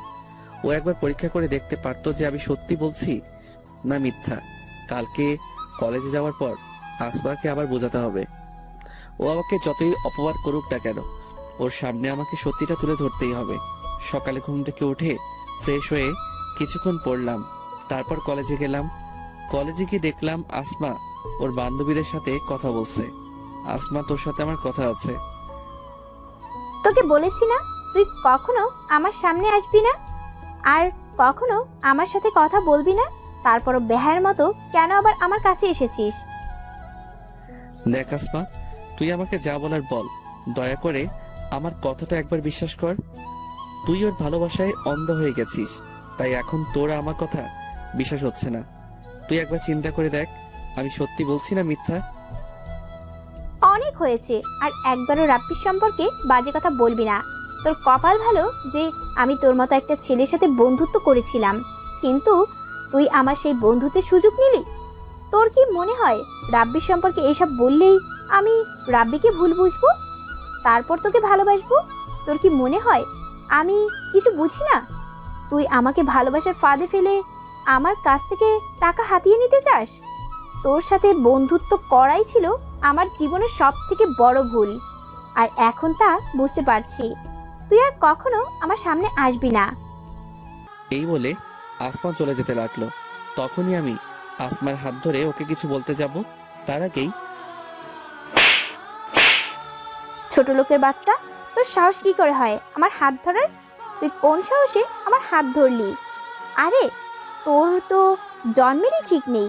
তুই ভাবলি কি করে আমি তোকে ভালোবাসবো? তোকে করুণা করে তোর সাথে বন্ধুত্ব করেছিলাম, কিন্তু তুই তার যোগ্য নস। তোর মতো এতিম ছেলেকে কেউ কোনোদিন ভালোবাসবে না। চোখের পানি মুছে বলতে লাগলাম, এটা ঠিক যে আমি তোকে ভালোবাসি, কিন্তু এটা ঠিক নয় যে আমি তোর টাকার লোভে তোকে ভালোবাসি। তুই ঠিকই বলেছিস, আমার হয়তো জন্মেরই ঠিক নাই, তাই তো আমি জানি না যে কে আমার বাবা। তোর সাথে পরিচয় হবার আগ পর্যন্ত আমার জীবনে কখনো সুখ আসেনি।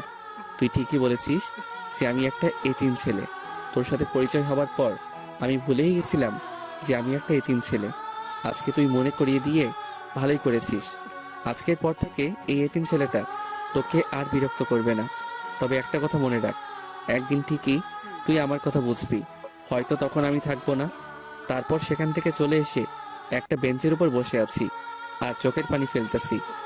হঠাৎ করে সাকিব আমার কাছে এসেই, তোর সাহস কি করে হয় আসমার হাত ধরার?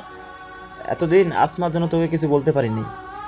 ভেবেই পাচ্ছি না যে তোর মতো ছেলের সাথে আসমা কি করে বন্ধুত্ব করলো। যাক, অবশেষে আসমা ওর ভুল বুঝতে পেরেছে। আজকে তোর এমন মার মারবো যে আর কোনোদিন আসমার পিছে পড়বি না। সাকিব তারপর আমাকে অনেক মারলো, কোনো কিছুই বলতে পারি নাই। মুখ বুঝে সব সহ্য করেছি। আমি তো আসমার কোনো ক্ষতি করিনি, শুধু ওর সাহায্য করতে চাইছিলাম, কিন্তু তার প্রতিদান ও এইভাবে দিবে তা আমি কোনো দিনও ভাবতে পারি নাই। কোনো মতে বাসায় চলে আসলাম। বাসায় এসে শুয়ে পড়লাম। হাতে কোনো টাকাও নেই যে ডাক্তার দেখাবো। মায়ের কারণে জ্বর চলে আসলো, চোখ দুটো বন্ধ হয়ে আসছে। আর কিছু মনে নেই, চোখ খুলে দেখি আমি একটা বিছানায় শুয়ে আছি। তারপর পাশে তাকিয়ে দেখলাম যে পাশের বাসার বড় ভাই আছে। আমি চোখ খুলছি দেখে বলতে লাগলো, তোর জ্ঞান ফিরেছে, আমি ডাক্তারকে নিয়ে আসি। তারপর বড় ভাইকে আমার সাথে ঘটে যাওয়া সব কিছু বললাম। আমি তোর বাসার পাশ দিয়ে যাওয়ার সময় দেখি তোর রুমের দরজা খোলা। এই সময়ে সাধারণত তোর রুমের দরজা খোলা থাকে না, তাই ভাবলাম হয়তো কোনো চোর হবে। তাই তোর রুমের কাছে গেলাম আর দেখলাম তুই বিছানার উপর শুয়ে আছিস। তোকে দেখে মনে হলো তুই অ্যাক্সিডেন্ট করেছিস। তারপর কাছে গিয়ে তোকে অনেক ডাকলাম, কিন্তু কোনো সাড়া শব্দ পেলাম না। তখন তোর গায়ে হাত দিলাম, তোর শরীর গরম ছিল অনেক। তারপর তোকে হাসপাতালে নিয়ে আসলাম, আর আজকে 2 দিন পর তোর জ্ঞান ফিরল। বড় ভাইয়ের কাছ থেকে এসব শোনার পর আমি আমার সাথে ঘটে যাওয়া ঘটনার কথা মনে করতে লাগলাম। মনে করতেই চোখ দিয়ে পানি গড়িয়ে পড়ল। তোর চোখে পানি কেন? কি হয়েছে আমাকে বল। তারপর বড় ভাইকে আমার সাথে ঘটে যাওয়া সব কিছু বললাম। এত কিছু হয়েছে তোর সাথে? মন খারাপ করিস না, দেখবি একদিন ঠিকই আসমা ওর ভুল বুঝতে পারবে, আর সেই দিন এসে ও তোর কাছে মাফ চাইবে। হয়তো সেই দিন আমি থাকবো না। দূর, যত সব বাজে কথা। এখন একটু ঘুমা, তোর শরীর খুবই দুর্বল। আমি একটু বাসা থেকে আসি। আচ্ছা ভাই। তারপর শুয়ে শুয়ে ভাবতে থাকলাম, মানুষ বড়ই অদ্ভুত। একসময় আসমা আমাকে বলেছিল আমি যেন আর কোনো দিন নিজেকে এতিম না বলি, কিন্তু সে আসমাই আমাকে এতিম বলে অপমান করলো। কখন যে ঘুমিয়ে পড়েছি নিজেও জানি না। কিছুক্ষণ পর ঘুম ভাঙলো, দেখলাম বড় ভাই আমার পাশে। যাকে আমার সবকিছু ভেবেছিলাম তার জন্যই আজকে আমার এই অবস্থা। অথচ আপনি আমার রক্তের কেউ নন, তারপরও আমার জন্য এত কিছু করেছেন। জানি না আপনার এই ঋণ আমি কিভাবে শোধ করব। অনেক বেশি কথা বলিস তুই। তোকে বলেছি ঋণ শোধ করতে? তুই না আমি তোর ঋণ কিভাবে শোধ করব জানি না। মানে? তুই ওই দিন যদি আমার বোনকে রক্ত না দিতি তাহলে হয়তো তাকে বাঁচানো যেত না। তাছাড়া তোর মতো ছেলে আমি খুব কমই দেখেছি। তোর জায়গায় যদি অন্য কোনো ছেলে থাকতো তাহলে হয়তো খারাপ পথে যেত, কিন্তু তুই ঠিক তার উল্টো। আমার বিশ্বাস একদিন তুই অনেক বড় হবি। 2 দিন হাসপাতালে থাকার পর আজকে রিলিজ দিল। এই 2 দিন বড় ভাই প্রায় সব সময়ই আমার পাশে ছিল। হাসপাতাল থেকে রিলিজ পেয়ে বাসায় চলে আসলাম। এখন অনেকটাই সুস্থ। বাসায় আসার পর রেস্ট নিয়ে হোটেলে গেলাম। অনেক দিন হোটেলে যাই না, জানি না ম্যানেজার কি বলবে। হোটেলে যাওয়ার পর আমাকে দেখেই ম্যানেজার বলল, তুমি এখানে কেন? স্যার আমি খুবই দুঃখিত এতদিন না আসার জন্য। আসলে আর কিছু বলতে হবে না। আমি কি তোমার কাছে কিছু জানতে চেয়েছি? এতদিন আসো নাই ভালো কথা, আর আসতেও হবে না। এই নাও তোমার পাওনা টাকা, আর এখান থেকে বিদায় হও। স্যার দয়া করে আমার সাথে এমনটা করবেন না। এই চাকরিটা আমার খুব প্রয়োজন। দয়া করে আমাকে চাকরি থেকে বহিষ্কার করবেন না। আপনি আমার কথাটা একবার শুনুন, তারপর যা সিদ্ধান্ত নেবেন। তোমার কোনো কথা আমি শুনতে চাই না। তুমি যদি আর এক মুহূর্তেও এখানে দাঁড়াও, তাহলে আমি দারোয়ান ডাকতে বাধ্য হব। না স্যার, তার আর দরকার হবে না, আমি চলে যাচ্ছি। তারপর সেখান থেকে চলে আসলাম। রাস্তা দিয়ে হাঁটছি আর ভাবছি, অবহেলিত জীবনটা এত কম সময়ে ইতি ঘটাবে তা ভাবতে পারিনি। জীবন সংগ্রামে বাঁচতে অনেক যুদ্ধ করেছি। আমি যত উপরে উঠছি, মানুষ আমাকে তত নিচের দিকে টেনে নিচ্ছে। জীবনে কখনো কারো ভালোবাসা পাইনি। প্রথমবার কেউ একজন আমার সঙ্গ দিয়েছিল, কিন্তু শেষ পর্যন্ত সেও আমাকে ছেড়ে চলে গেছে। আসমা ঠিকই বলেছে, আমার হয়তো জন্মেরই ঠিক নেই, তাই তো জানিও না কে আবার বাবা। আজকে যদি এই রাস্তায় আমার মৃত্যু হয়, তাহলে হয়তো আমার লাশটাও দাফন হবে না। এই দুনিয়া বড়ই অদ্ভুত। যে যুদ্ধ করতে চায় তাকে আরো যুদ্ধ করতে হয়। তবে একটা ইচ্ছা মনে হয় অপূর্ণই থেকে যাবে। যদি আমার পরিচয়টা একবার জানতে পারতাম, তাহলে আর কোনো কষ্ট থাকতো না। তাহলে কেউ আর বলতে পারতো না যে আমার জন্মের ঠিক নেই। শেষবারের মতো এই পৃথিবীটাকে দেখে নিচ্ছে। আত্মহত্যা করতে যাব, তখনই শুনতে পেলাম, এই আপনাকে বলেছি না আর বিরক্ত করবেন না। বারবার এসে একই কথা কেন জিজ্ঞেস করেন? বারবার জিজ্ঞেস করলে কি জামাটার দাম কমে যাবে? যেটা কিনতে পারবেন না সেটা নিয়ে পড়ে আছেন কেন? কোথা থেকে যে আসে এইসব রাস্তার মহিলা? আমি পাশে দোকানের দিকে তাকিয়ে দেখলাম দোকানদার একটা মহিলাকে এই কথাগুলো বলছে। আমি দোকানদারকে গিয়ে জিজ্ঞেস করলাম, কি হয়েছে?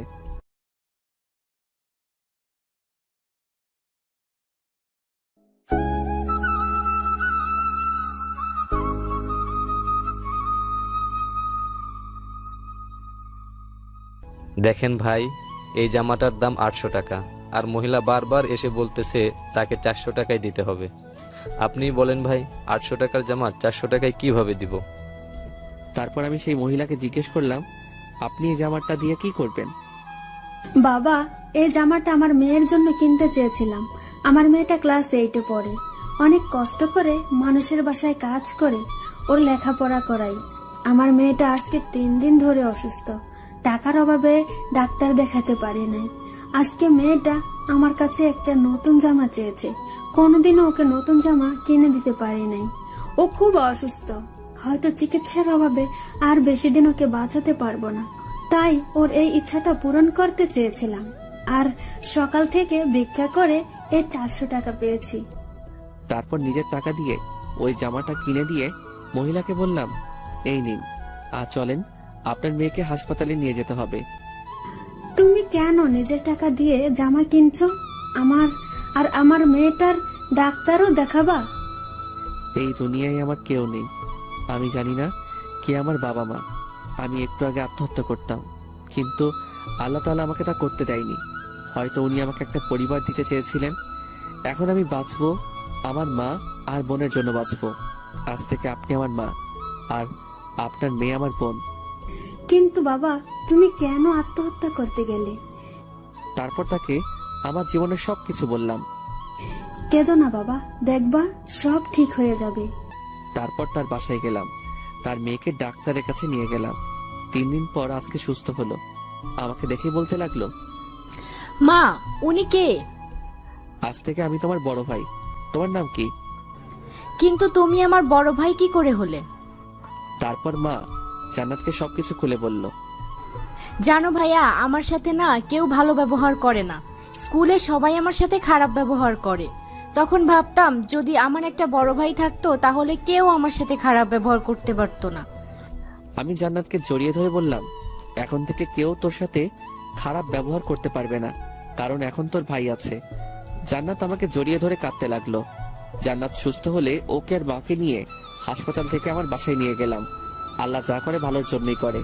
হয়তো তিনি আমাকে একটা পরিবার দিতে চেয়েছিলেন, তাই হয়তো আমাকে জীবিত রেখেছেন। কিন্তু আর একটা জিনিস ভেবে খুবই চিন্তা হচ্ছে, সেটা হলো কিভাবে পরিবারের খরচ চালাবো।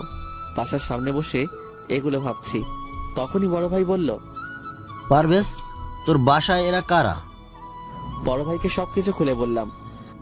ভালোই হয়েছে, তুই একটা পরিবার পেলি। তা তোকে এত চিন্তিত লাগছে কেন? হাসপাতালে থাকার কারণে তো হোটেলে যেতে পারি নাই, তাই চাকরিটা চলে গেছে। এখন ভাবছি কিভাবে খরচ চালাবো। এত ভাবতে হবে না, তোর তো হোটেলে কাজ করার অভিজ্ঞতা আছে। আমি তোকে অন্য একটা হোটেলে কাজ দিয়ে দেব। অনেক অনেক ধন্যবাদ ভাইয়া। আপনার এই ঋণ আমি হয়তো কোনোদিনও শোধ করতে পারবো না। আপনি না থাকলে হয়তো আমি এতদিনে বেঁচেই থাকতাম না। আর কখনো এই কথা বলবি না। আর সন্ধ্যার সময় তৈরি থাকিস, তোকে নিয়ে সেই কাজের জন্য যাব। আচ্ছা ভাই।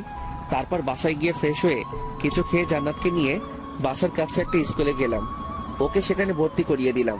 দুপুরে বাসায় এসে ফ্রেশ হয়ে সবাই মিলে খেতে বসলাম। খাওয়া দাওয়ার পর একটু ঘুমালাম। সন্ধ্যায় বড় ভাইয়ের সাথে তার পরিচিত একটা হোটেলে গেলাম। বড় ভাই হোটেল ম্যানেজারের সাথে কথা বলছে। কিছুক্ষণ পর আমাকে ডাকলো।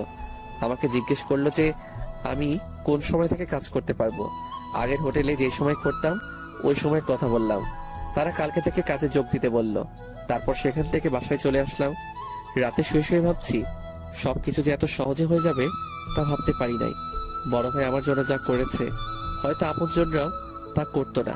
উনি খুবই ভালো একজন মানুষ।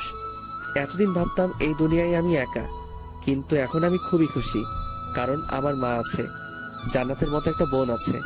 এখন থেকে আর নিজেকে কখনো একা মনে হবে না। শুধু একটা জিনিসই অপূর্ণ থেকে গেল, সেটা হলো আসমা। আমি তোর ভালো চেয়েছিলাম, কিন্তু ও আমাকে ভুল বুঝলো, আমাকে অনেক অপমান করলো। যেদিন রাব্বি সত্যিটাও জানতে পারবে সেদিন হয়তো ওর আমাকে মনে পড়বে। হয়তো ওর সাথে বন্ধুত্ব করাই আমার উচিত হয়নি। যদি ওর সাথে বন্ধুত্ব না করতাম তাহলে হয়তো ওর মায়ায় পড়তাম না, আর এখন কষ্ট পেতাম না। আমার ভালোবাসাটা শুধুই একতরফা, কারণ এই ভালোবাসা হয়তো কখনো পূর্ণতা পাবে না। এসব ভাবতে ভাবতে ঘুমিয়ে পড়লাম। সকালে ঘুম থেকে উঠে ফ্রেশ হয়ে কিছু খেয়ে জান্নাতকে নিয়ে স্কুলে গেলাম। ওকে স্কুলে রেখে আমি কলেজে গেলাম। অনেকদিন পর কলেজে যাচ্ছি। কলেজে যাওয়ার পর একটা বেঞ্চের উপরে একা একা বসে আছি, কারণ এখনো ক্লাসের সময় হয়নি। আগে হলে আমার সাথে আসমা বসে থাকতো, কিন্তু এখন আর তা সম্ভব নয়। দূর থেকে দেখলাম আসমা ওর বন্ধুদের সাথে কথা বলছে। আসমা আমাকে দেখেনি, কারণ আমি এমন ভাবে আছি যাতে আসমার চোখ আমার উপরে না পড়ে। ও আমাকে বলেছিল আমার মুখ যাতে ওর দেখতে না হয়, তাই যতটা সম্ভব ওর থেকে দূরে থাকতে হবে। একটু আগে ভুলবশত ওর দিকে চোখ পড়েছে, না আর কখনো বেহায়ের মতো ওর দিকে তাকানো যাবে না। এসব ভাবছি তখন তুই লুকিয়ে লুকিয়ে আসমাকে কেন দেখছিস? পিছনে তাকিয়ে দেখলাম সাকিব আমাকে বলছে। আমি ইচ্ছে করে তাকাইনি। তো বড় সাহস, কলেজে ক্যাম্পাসে হাতে সিগারেট নিয়ে ঘুরে। মিম, তুই এসব ফালতু ছেলের কথা বাদ দে তো। ওর মতো ছেলেরা এছাড়া আর কি বা করতে পারে? তা ঠিক বলেছিস। ওকে দেখে অনেক ভদ্র ছেলে মনে হইলেও ও একটা ফালতু ছেলে। তুই এরকম একটা ছেলের সাথে কি করে যে এতদিন বন্ধুত্ব করলি, আমি তাই ভেবেই পাচ্ছি না। আগে কি করেছি তা নিয়ে ভাবলে চলবে না, সামনে কি করব তা নিয়ে ভাবতে হবে। তুই ওর কথা বাদ দে তো, অন্য কিছু বল। আচ্ছা বাদ দিলাম, এখন বল রাপি ভাইয়ের সাথে তোর রিলেশন কেমন চলছে? ভালোই চলছে। সে হলো মহাব্যস্ত মানুষ, তাই আজকাল আমাকে তেমন সময় দিতে পারে না। দেখিস পাখি যেন আবার খাঁচা ছেড়ে চলে না যায়। ধুর, কি যে বলিস না তুই। আরে মজা করলাম, রাব্বি ভাইয়া আর যাই হোক পারভেজের মতো না। কোথায় ওই ফালতু ছেলেটা আর কোথায় রাব্বি? কার সাথে যে তুই কার তুলনা করিস? আচ্ছা বাদ দে, চল এখন ক্লাসে যাই। চল। আসমা আর ওর বান্ধবীরা ক্লাসে চলে গেল। আমিও ক্লাসে এসে সবার পিছনের বেঞ্চে বসে পড়লাম। আমার সাথে যখন বন্ধুত্ব ছিল তখন ওর সাথেই সামনের বেঞ্চে বসতাম। তখন কেউই আমার সাথে খারাপ ব্যবহার করতো না। আর এখন আসমার সাথে বন্ধুত্বও নাই, আর সবার ভালো ব্যবহারও শেষ। সামনের বেঞ্চে আমার জায়গা হয় না, তাই পিছনের বেঞ্চে বসতে হয়। ক্লাস শেষ করে জান্নাতকে ওর স্কুল থেকে নিয়ে বাসায় চলে গেলাম। ফ্রেশ হয়ে কিছু খেয়ে রেস্ট নিলাম, তারপর হোটেলে গেলাম। নতুন হোটেলের ম্যানেজার অনেক ভালো, তিনি আমাকে অনেক ভালো জানেন।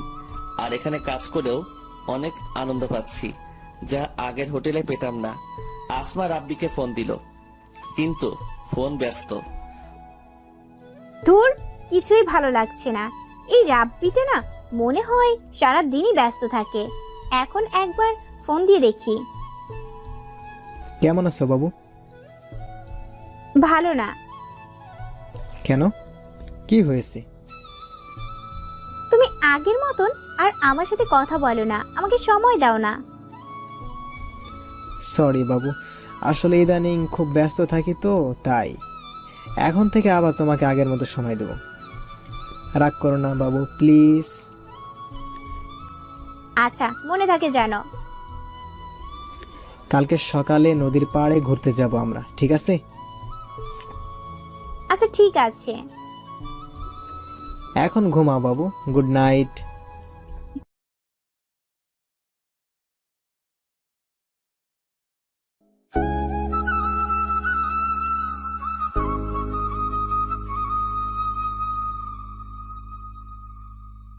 Good night.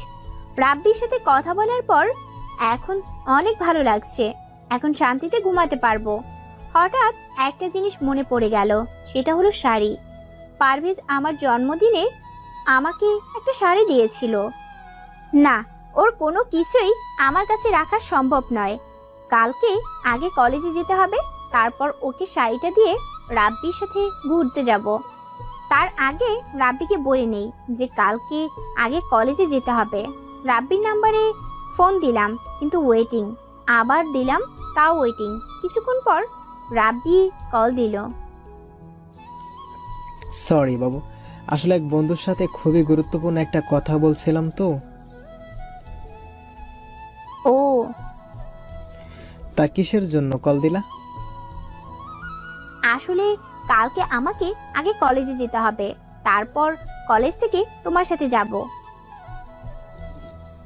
আচ্ছা, আমি তোমাকে কলেজ থেকে এসে নিয়ে যাব। আচ্ছা। অনেক রাত হয়ে গেছে, এখনো বাসায় যেতে পারিনি। না জানি মা আর জান্নাত কত চিন্তা করছে। মোবাইলও তো নাই কারো কাছে যে ফোন দিব। আমার কাছে যে মোবাইলটা ছিল ওটা তো আসমার। ওর সাথে যখন বন্ধুত্ব ছিল তখন ও আমাকে দিয়েছিল, আর এখন তো বন্ধুত্ব নাই, তাই এখন আর ব্যবহার করি না। প্যাকেটে ভরে যত্ন সহকারে রেখে দিয়েছি। ওকে দিয়ে দিতাম, কিন্তু ও তো আমাকে ওর সামনে যেতে নিষেধ করেছে, তাই আর দেওয়া হয়নি। কোনো একদিন সময় সুযোগ পেলে দিয়ে দিব। বাসায় চলে আসলাম। আসার পরই মা বলল, আজকে এত দেরি হলো কেন বাবা? আজকে হোটেলে কাজের চাপ অনেক বেশি ছিল, তাই আসতে দেরি হয়েছে। তা তোমরা খেয়েছো? তোকে ছাড়া কি করে খাই বাবা? জান্নাত তো খাইনি। না, শুধু শুধু এত রাত পর্যন্ত না খেয়ে থাকলে কেন? তোমাদের কত কষ্ট হয়েছে না?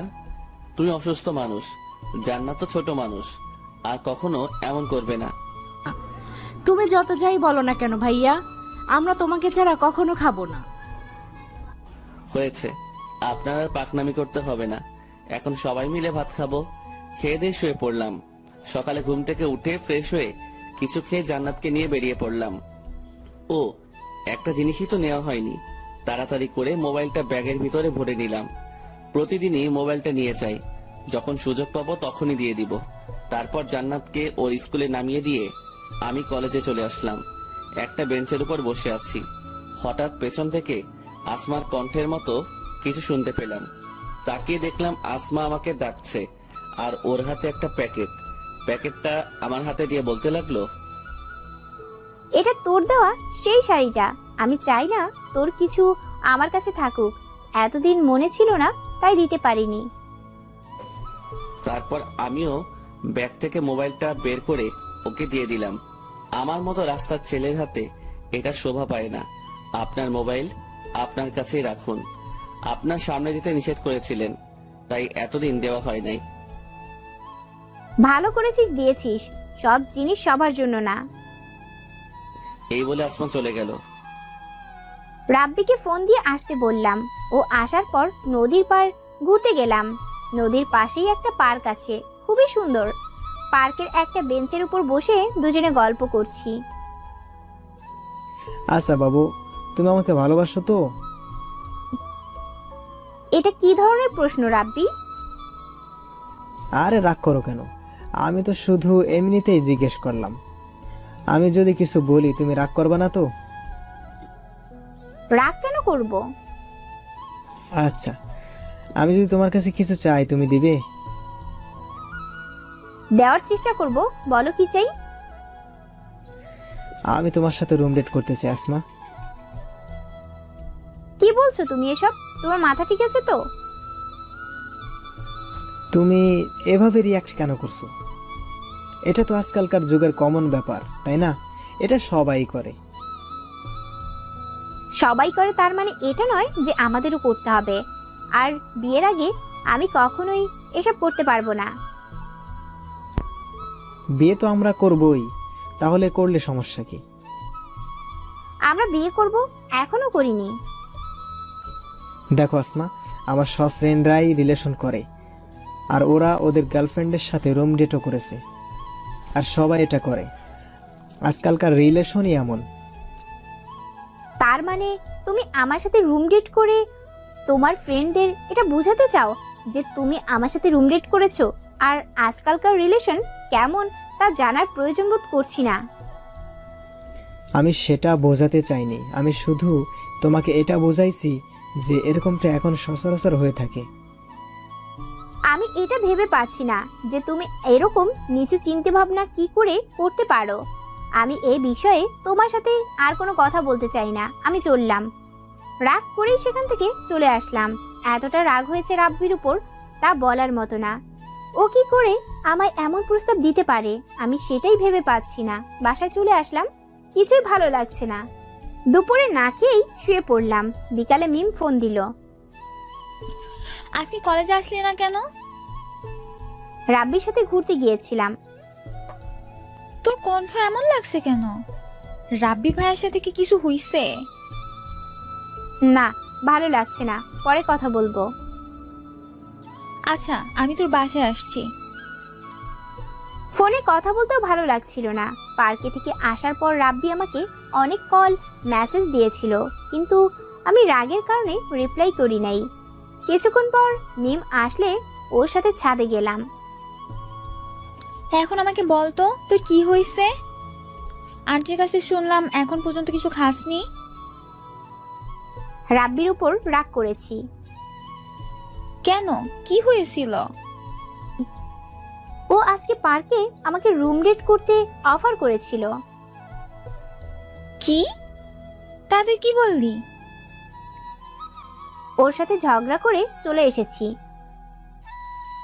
তা এর সাথে ভাত না খাওয়ার কি সম্পর্ক? আমার কিছুই ভালো লাগছিল না। আমি ভেবে পাচ্ছি না ও এরকমটা কি করে করতে পারে। আমিও ভেবে পাচ্ছি না যে রাব্বি ভাইয়া এটা কি করে বলতে পারলো। আপাতত এসব চিন্তা মাথা থেকে বাদ দে। তারপর মিমের সাথে আরো কিছুক্ষণ কথা বললাম। কথা বলা শেষ করে বাড়িতে চলে আসলো। হোটেলে এসে কাজ করতেছিলাম, হঠাৎই শুনতে পেলাম, আমি আর তোমাকে সহ্য করতে পারছি না। আমাদের উচিত আলাদা হয়ে যাওয়া। আমিও এটাই চাই। তোমার মতো মেয়ের সাথে রিলেশন চালিয়ে যাওয়া সম্ভব নয়। এখন তো শব্দ আমার। তুমি তো ধোয়া তুলসী পাতা। সব সমস্যার মূলে তুমি। সব দোষ আমার উপর চাপিয়ে দিয়ে নিজের সাধু সেজেছ।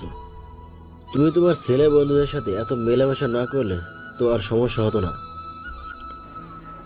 ওরা শুধুই আমার বন্ধু, এর থেকে বেশি কিছু না। আর তুমি একটু আমাকে বলবে যে তুমি কোন দিন আমার সাথে দেখা করতে ঠিক সময়ে এসেছো? রাতে ফোন দিলে তোমার মোবাইল ওয়েটিং, এমনকি আজকেও আমার এখানে এসে তোমার জন্য ওয়েট করতে হয়েছে। আমি আমার বন্ধুদের সাথে কথা বলি, আর আমার একটু ঘুমের সমস্যা, তাই আমি ঠিক টাইমে আসতে পারি না। আর তোমার সাথে রিলেশন হওয়ার পর আমার নিজের স্বাধীনতা চলে গেছে। আমি কখন কি করব না করব সব তুমি ঠিক করে দাও, কখন খাবো তাও তুমি ঠিক করে দাও, এমনকি আমি কি শার্ট পরবো কি প্যান্ট পরবো তাও তুমি ঠিক করে দাও। নিজের কাছে মনে হয় যেন আমি ছোট বাচ্চা।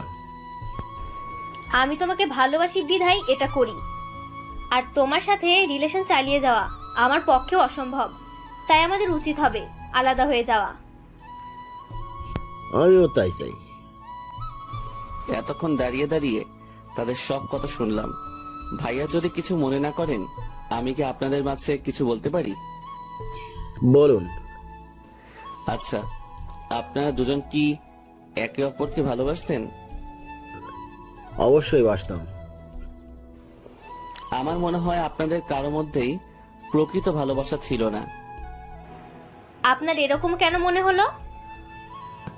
দেখুন, ভালোবাসার মানে পাওয়া না, ভালোবাসার মানে হলো একে অপরকে স্যাক্রিফাইস করা। কিন্তু আপনারা দুজনে কেবল নিজেদের দিকটাই ভেবেছেন। আপনি ভেবেছেন আপনার বয়ফ্রেন্ড আপনার কথা মতো চলুক, আর আপনি ভেবেছেন আপনার গার্লফ্রেন্ড আপনার সব কথা মেনে চলুক। কিন্তু কখনো কি দুজনে একে অপরের ইচ্ছা অনিচ্ছা জানতে চেয়েছেন? একজন আরেকজনকে বুঝতে চেষ্টা করেছেন? তা আপনারা করেননি।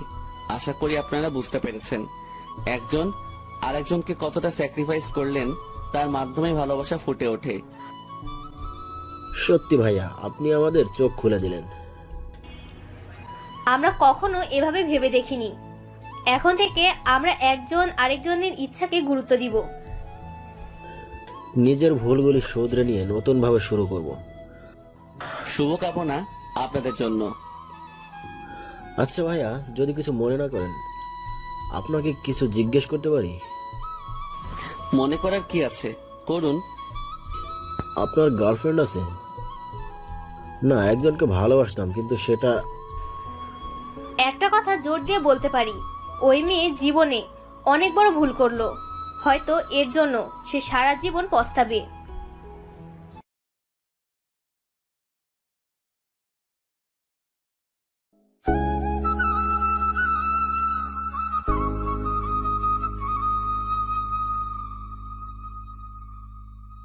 না, একজনকে ভালোবাসতাম, কিন্তু সেটা... একটা কথা জোর দিয়ে বলতে পারি, ওই মেয়ে জীবনে অনেক বড় ভুল করলো।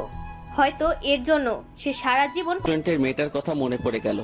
মেয়েটা আসমাকে নিয়ে যা বলেছিল, হয়তো তা কখনো সত্যিই হবে না। কারণ আসমা আমাকে কোনো দিনও ভালোবাসবে না। ও রাব্বিকে অনেক ভালোবাসে। জানি না রাব্বি ওকে ভালোবাসে কিনা, কিন্তু আমি চাই আসমা সুখে থাকুক। ওকে ভুলে যেতে চাই, কারণ ওর সাথে যখন আমার পরিচয় হয়েছিল তখন আমার কেউ ছিল না, কিন্তু এখন আমার একটা পরিবার হয়েছে। আমাকে তাদের দেখাশোনা করতে হবে। শুধু শুধু ওর কথা ভেবে বসে থাকলে চলবে না। এসব ভাবতে ভাবতেই ঘুমিয়ে পড়লাম, আর ওইদিকে আসমা রাব্বির কথা ভাবতে ভাবতে ঘুমিয়ে গেলাম। ঘুম থেকে উঠে ফ্রেশ হয়ে কিছু খেলাম, তারপর রাব্বিকে ফোন দিয়ে বেরিয়ে পড়লাম। পার্কে গিয়ে রাব্বির জন্য অপেক্ষা করতেছি। কিছুক্ষণ পর রাব্বি চলে আসলো। দুঃখিত, আমার একটু দেরি হয়ে গেল। আরে কোনো সমস্যা নেই, চলো দুজনে হাঁটি। আমি তোমার সাথে জরুরি কিছু কথা বলতে এখানে এসেছি। আচ্ছা বলো। আমি তোমাকে ভালোবাসি না আসমা। কি বলছো এসব? তোমার মাথা ঠিক আছে তো? আমি যা বলছি ভেবেই বলছি। আসলে তোমার সাথে রিলেশনের যাওয়ার আগে আমার আরও একটা রিলেশন ছিল, ওর নাম লাবণী। আমাদের পরিবারেরাও মেনে নিয়েছিল, তারা আমাদের বিয়েও ঠিক করেছিল। কিন্তু হঠাৎই একটা ভুল বোঝাবুঝির কারণে আমাদের সম্পর্কটা ভেঙে যায়। তারপর আমি খুবই ডিপ্রেশনে ভুগি। আমার কিছুই ভালো লাগতো না তখন, আমার অবস্থা খুবই খারাপ হচ্ছিল। তারপর হঠাৎ একদিন আমি তোমাকে দেখি, তুমি তোমার বান্ধবীদের সাথে হেসে হেসে কথা বলছিলে। কেন জানি না, আমার খুবই ভালো লেগেছিল তোমার হাসিটা। তুমি যতক্ষণ কথা বলছিলে ততক্ষণ আমি তোমার দিকে তাকিয়েছিলাম। এমনিতে লাবণীর সাথে ব্রেকআপ হবার পর আমি ভীষণ হতাশ হয়ে পড়েছিলাম। তারপর তোমাকে প্রপোজ করি, আর তুমিও রাজি হয়ে গেলে। কিন্তু আমি তোমাকে মন থেকে মেনে নিতে পারছিলাম না, কারণ আমি লাবণীকে অনেক ভালোবেসে ফেলেছিলাম। প্রথম তোমাকে অনেক ভালো লাগতো, তাই তো তোমাকে পারভেজের সাথে মিশতে বারণ করেছিলাম। কিন্তু হঠাৎ একদিন লাবণী আমাকে ফোন করে, ও আমাকে সরি বলে। আর আবার আমার জীবনে ফিরে আসতে চাইলো। আসলে ওর সাথে ব্রেকআপ হওয়ার জন্য শুধু ও দায়ী ছিল না, আমিও সমানভাবে দোষী ছিলাম, তাই ওকে মেনে নিয়েছিলাম।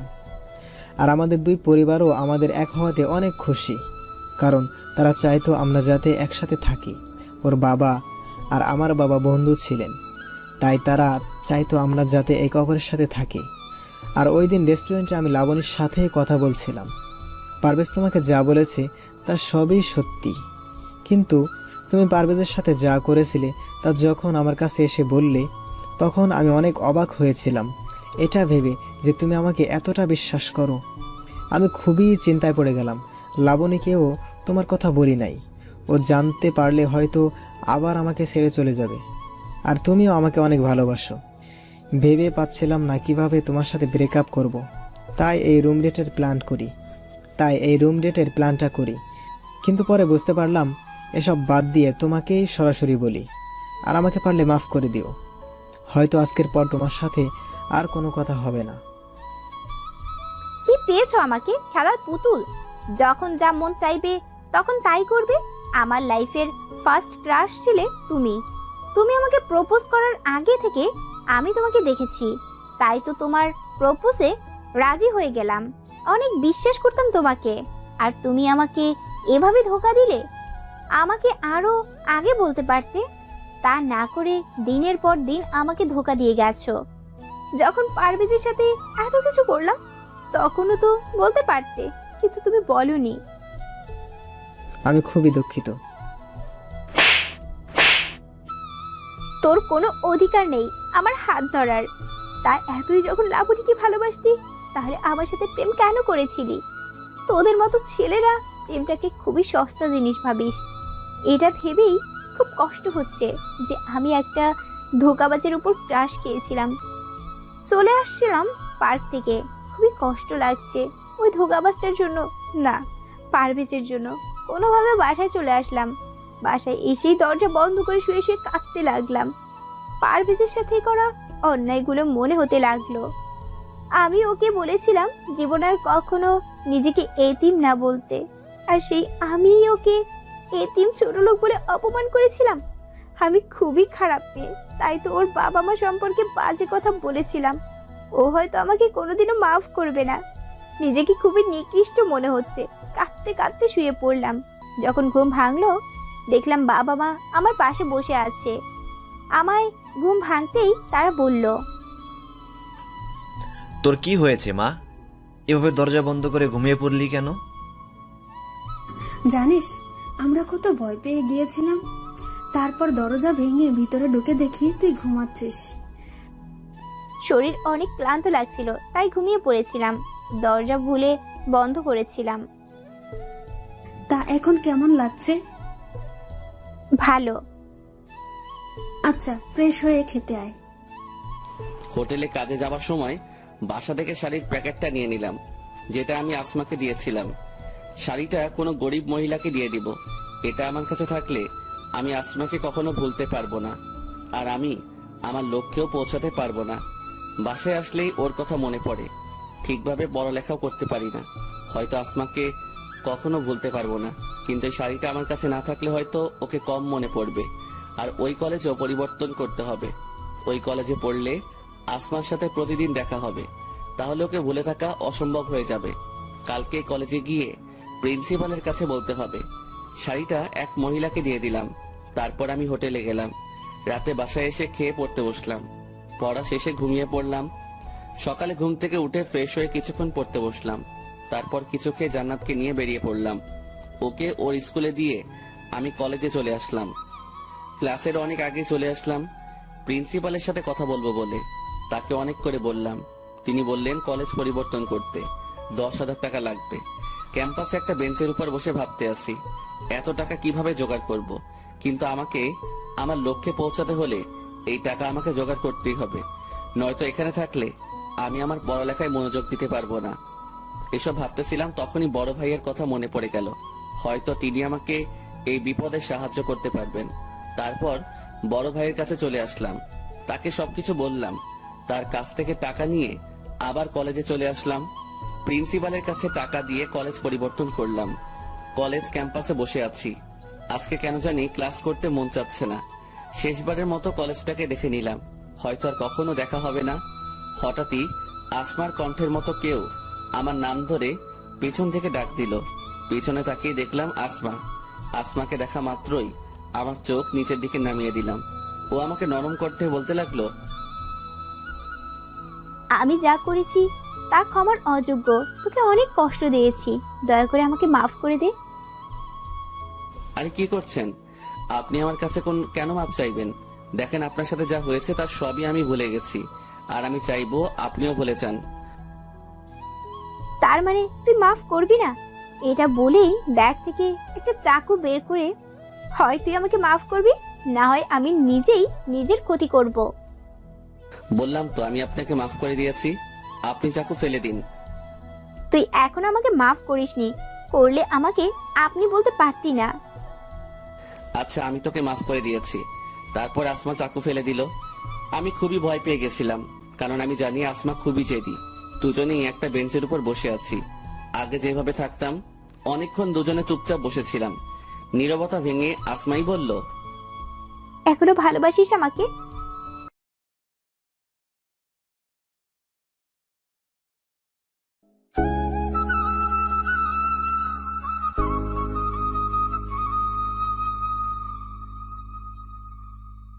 আচ্ছা আমি তোকে মাফ করে দিয়েছি।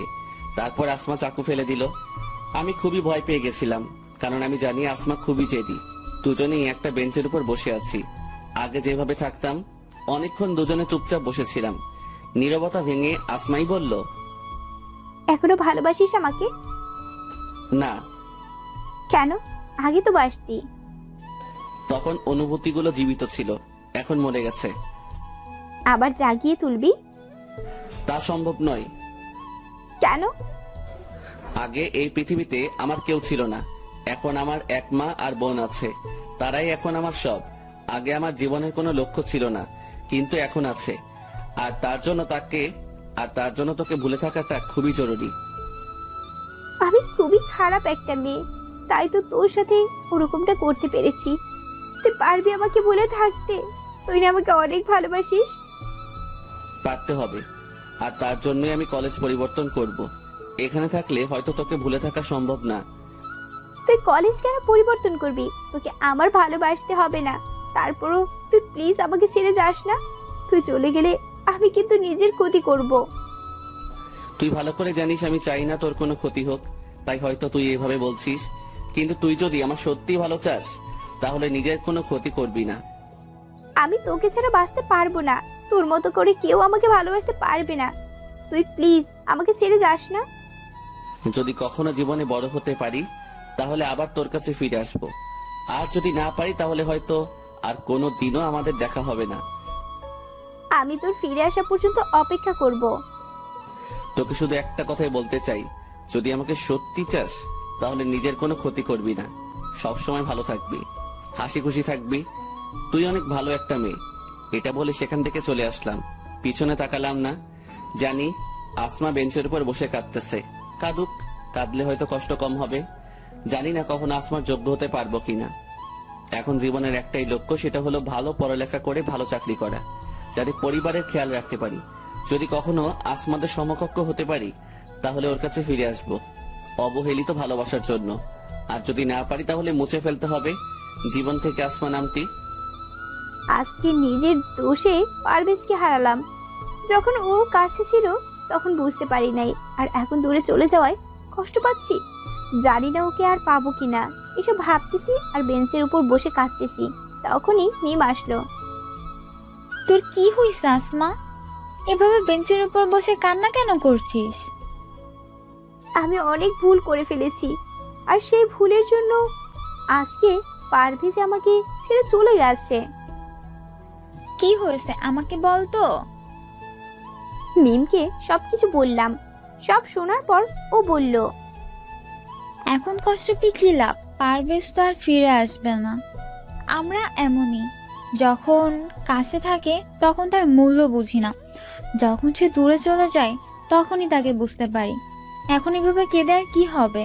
যদি ওকে সত্যিই ভালোবাসিস তাহলে ওর জন্য অপেক্ষা করা ছাড়া আর কোনো পথ নাই তোর কাছে। হ্যাঁ, আমি তাই করব।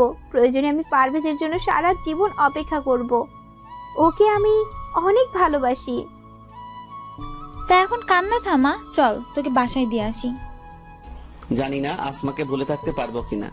যতই ওকে ভুলে থাকার চেষ্টা করি ততই আরো বেশি করে ওকে মনে পড়ে। তো কেমন দেখাচ্ছে কেন বাবা? তোর কি কিছু হয়েছে? না মা, কিছুই হয়নি। আমার কাছে কিছু লুকাস না বাবা, তোকে দেখেই বোঝা যাচ্ছে যে তোর কিছু হয়েছে। আর তুই তো আজকে কলেজ থেকে তাড়াতাড়ি চলে এলি, কিছু হয়ে থাকলে আমাকে বল বাবা। মাকে আসমার সাথে ঘটে যাওয়া সবকিছু বললাম। মেয়েটাকে তো অনেক ভালোবাসিস, তাহলে ওর থেকে দূরে কেন চলে এলি? কি করতাম আমি মা, ওদের আর আমাদের মধ্যে আকাশ পাতাল ব্যবধান। ওর বাবা হয়তো কখনো এই সম্পর্ক মেনে নেবে না, মেনে না নেওয়ারই কথা। কোনো বাবাই চাইবে না তার মেয়েকে কোনো গরিব ছেলের সাথে বিয়ে দিতে। এটা তুই ঠিক বলছিস। হয়তো আসমার বাবা তার মেয়ের সুখের জন্য রাজি হতো, আর তুই কি পারবি আসমাকে বলে থাকতে? তুই ঠিকই কষ্ট পাবি, আর আমরা চাই না তুই কষ্ট পাস। মিম আমাকে বাসায় পৌঁছে দিয়ে গেল। রুমে এসে কান্না করতে লাগলাম। কিছুক্ষণ পর বাবা মা আমার রুমে আসলো। মা, তুই কি অসুস্থ? মিম তোকে বাসায় দিয়ে গেল। এ কি, তুই কান্না কেন করছিস? কি হয়েছে মা, আমাদের বল। ও আমাকে ছেড়ে চলে গেছে মা। আমার নিজের ভুলের জন্য ওকে হারালাম। কার কথা বলছিস তুই? মা বাবাকে পারভেজের ব্যাপারে সবকিছু বললাম। ওই ছেলের এত সাহস যে আমার মেয়েকে কষ্ট দেয়। তুই চিন্তা করিস না মা, পারভেজের সাথেই তোর বিয়ে দেব। তুই শুধু ওর ঠিকানা দে। কিন্তু ও রাজি হবে না বাবা। তা নিয়ে তুই চিন্তা করিস না। আমার মেয়ে কষ্ট পাবে ওই ছেলের জন্য, তা আমি হতে দেব না। বিছানায় শুয়ে আছি, তখনই কে যেন দরজা নক করলো। মা গিয়ে দরজা খুলে দিল। কিছুক্ষণ পর আমাকে ডাক দিল। মা, এই লোকটা কে? আমি আসমার বাবা। আমি জানতে এসেছি তুমি আমার মেয়েকে ছেড়ে কেন চলে এলে। আমি জানি তুমি আসমাকে ভালোবাসো, আর ভবিষ্যতেও বাসবে। ওর যোগ্য হয়ে ওর কাছে ফিরে আসবে। মানুষের যোগ্যতা তার চরিত্রে ফুটে ওঠে। আর তুমি যদি আমাকে অন্য 5টা মেয়ের বাবার মতো ভাবো তাহলে ভুল ভাববে। আমি মোটেও সেরকম নই। আমরা এখন পর্যন্ত আসমার কোনো ইচ্ছা অপূরণ রাখিনি। ও যা চেয়েছে তাই দিয়েছি। ওকে কোনোদিনও কষ্ট পেতে দেইনি। আর আজকে প্রথমবার ও কষ্ট পেল, শুধু তোমার জন্য। দেখো, আমি চাই তুমি আসমাকে বিয়ে করো। তোমার পরিচয় জানার দরকার নেই, আমরা শুধু তোমাকে জানলেই হবে। মাফ করবেন আমাকে, আমি এখন আসমাকে বিয়ে করতে পারবো না। আপনি যতটা সহজভাবে বলে দিলেন, জীবনটা ততটা সহজ নয়। আসমার 1 মাসে যা খরচ, তা হয়তো আমি 6 মাসেও আয় করতে পারি না। আর এখন আমার যা অবস্থা, তাতে আসমাকে বিয়ে করা সম্ভব নয়। তুমি আমার অফিসে কাজ করবে, তাহলে তো আর কোনো সমস্যা থাকলো না। কিন্তু আমি কষ্ট না করে কোনো কিছু পেতে চাই না। কষ্ট না করে পেলে তার কোনো মূল্য থাকে না। আমি আমার যোগ্যতা অনুযায়ী কাজ করব। আচ্ছা, তুমি তোমার যোগ্যতা অনুসারে আমার অফিসে কাজ করবে, পাশাপাশি লেখাপড়া করবে। দেখো বাবা, আসমা তোমাকে ছাড়া বাঁচতে পারবে না। ও খুবই আবেগী একটা মেয়ে, খুব অল্পতেই মানুষকে বিশ্বাস করে ফেলে। ওকে কোনোদিনও এভাবে কাঁদতে দেখিনি, আজকে প্রথমবার দেখলাম। দয়া করে তুমি আপনি আসমাকে আমার সাথে বিয়ের কথা বলবেন না, এটা ওর জন্য সারপ্রাইজ। আচ্ছা ঠিক আছে, তবে আমি চাই তুমি সকালে তোমার দেওয়া বাড়িতে ওঠো। প্লিজ কিছু মনে করো না। আমি এটা দেব না, অফিস থেকে তোমাকে দেওয়া হবে। তার বিনিময়ে মাসিক বেতন থেকে টাকা কেটে রাখা হবে। তোমার বেতন থেকে তোমরা সেই বাড়িতে উঠবা, সেখানেই বিয়ের কার্যক্রম হবে। আচ্ছা ঠিক আছে, তাহলে আমি এখন চলি, কালকেই তোমাদের বিয়ে হবে। বাবা, পারভেজ কি বললো? ও রাজি হয়নি মা। আমি জেদ করে তোর বিয়ে অন্য এক জায়গায় ঠিক করে ফেলেছি। এটা কি হয়ে গেল? তুই যদি এই বিয়ে না করিস তাহলে আমার মরা মুখ দেখবি। কথাটা আমি বলে গেলাম, মনে রাখিস। এটা কি হয়ে গেল? আমি পারভেজকে ছাড়া অন্য কাউকে কি করে বিয়ে করব? ও তো আমাকে বলেছিল যে আমার কাছে ফিরে আসবে, কিন্তু এই বিয়ে না করলে বাবা আত্মহত্যা করবে, আর আমি তা কিছুতেই হতে দিব না। প্রয়োজনে বাবার জন্য নিজের ভালোবাসা বিসর্জন দেব। আজকে আমার বিয়ে, কিন্তু আমার তাতে কোনো খেয়াল নেই। আমি শুধু পারভেজের কথা ভেবেই চলেছি। কার সাথে আমার বিয়ে হচ্ছে তা জানারও ইচ্ছে নেই। কবুল বলার সময় বারবার চোখের সামনে পারভেজের মুখটা ভেসে উঠল। তখনই বাবার কথা মনে পড়ে গেল। তারপর কবুল বলে দিলাম। বাসর ঘরে বসে আছি। শুনেছি এই দিনটা নাকি মেয়েদের জীবনের শ্রেষ্ঠ রাত, কিন্তু আমার কাছে আজাবের মতন মনে হচ্ছে। কিছুক্ষণ পর কেউ একজন বাসর ঘরে প্রবেশ করলো, তারপর বলল, শুনেছি বাসর ঘরে স্বামী আসলে তাকে সালাম দিতে হয়, কিন্তু আপনি তা জানেন না মনে হচ্ছে। দেখুন, আপনাকে আমি স্বামী হিসেবে মানতে পারবো না। আমি অন্য একজনকে ভালোবাসি, বাবার জন্য বিয়েটা করেছি। আপনি বললেই তো আর হবে না। আপনি আমার বউ, আপনার উপর আমার অধিকার আছে, আর আমি আমার অধিকার আদায় করেই ছাড়বো। দেখুন, ভালো হবে না কিন্তু। যখনই সামনে তাকালাম আমি অবাক পারভেজকে দেখে। তুমি আমাকে অনেক কষ্ট দিয়েছো, তাই তোমাকে তার শাস্তি দিলাম। তুমি জানো আমি কতটা কষ্ট পেয়েছি? আর কখনো কষ্ট দিব না। তোমাকে অনেক ভালোবাসবো। আমি খুবই দুঃখিত তোমাকে অপমান করার জন্য। দয়া করে আমাকে মাফ করে দাও। এসব কথা এখন বাদ দাও।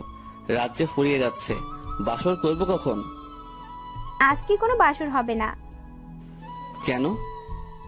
তুমি আমাকে কষ্ট দিয়েছো তাই। তুমি বললেই তো আর আমি মানবো না। আমি আমার অধিকার ঠিকই বুঝে নিব। এটা বলেই আসমাকে জড়িয়ে ধরলাম। এই সবাই দেখছে তো, লাইট বন্ধ করো। লাইট বন্ধ করে আসমাকে নিয়ে সুখের সাগর পাড়ি দিতে গেলাম। সবাই দোয়া করবেন। সমাপ্ত।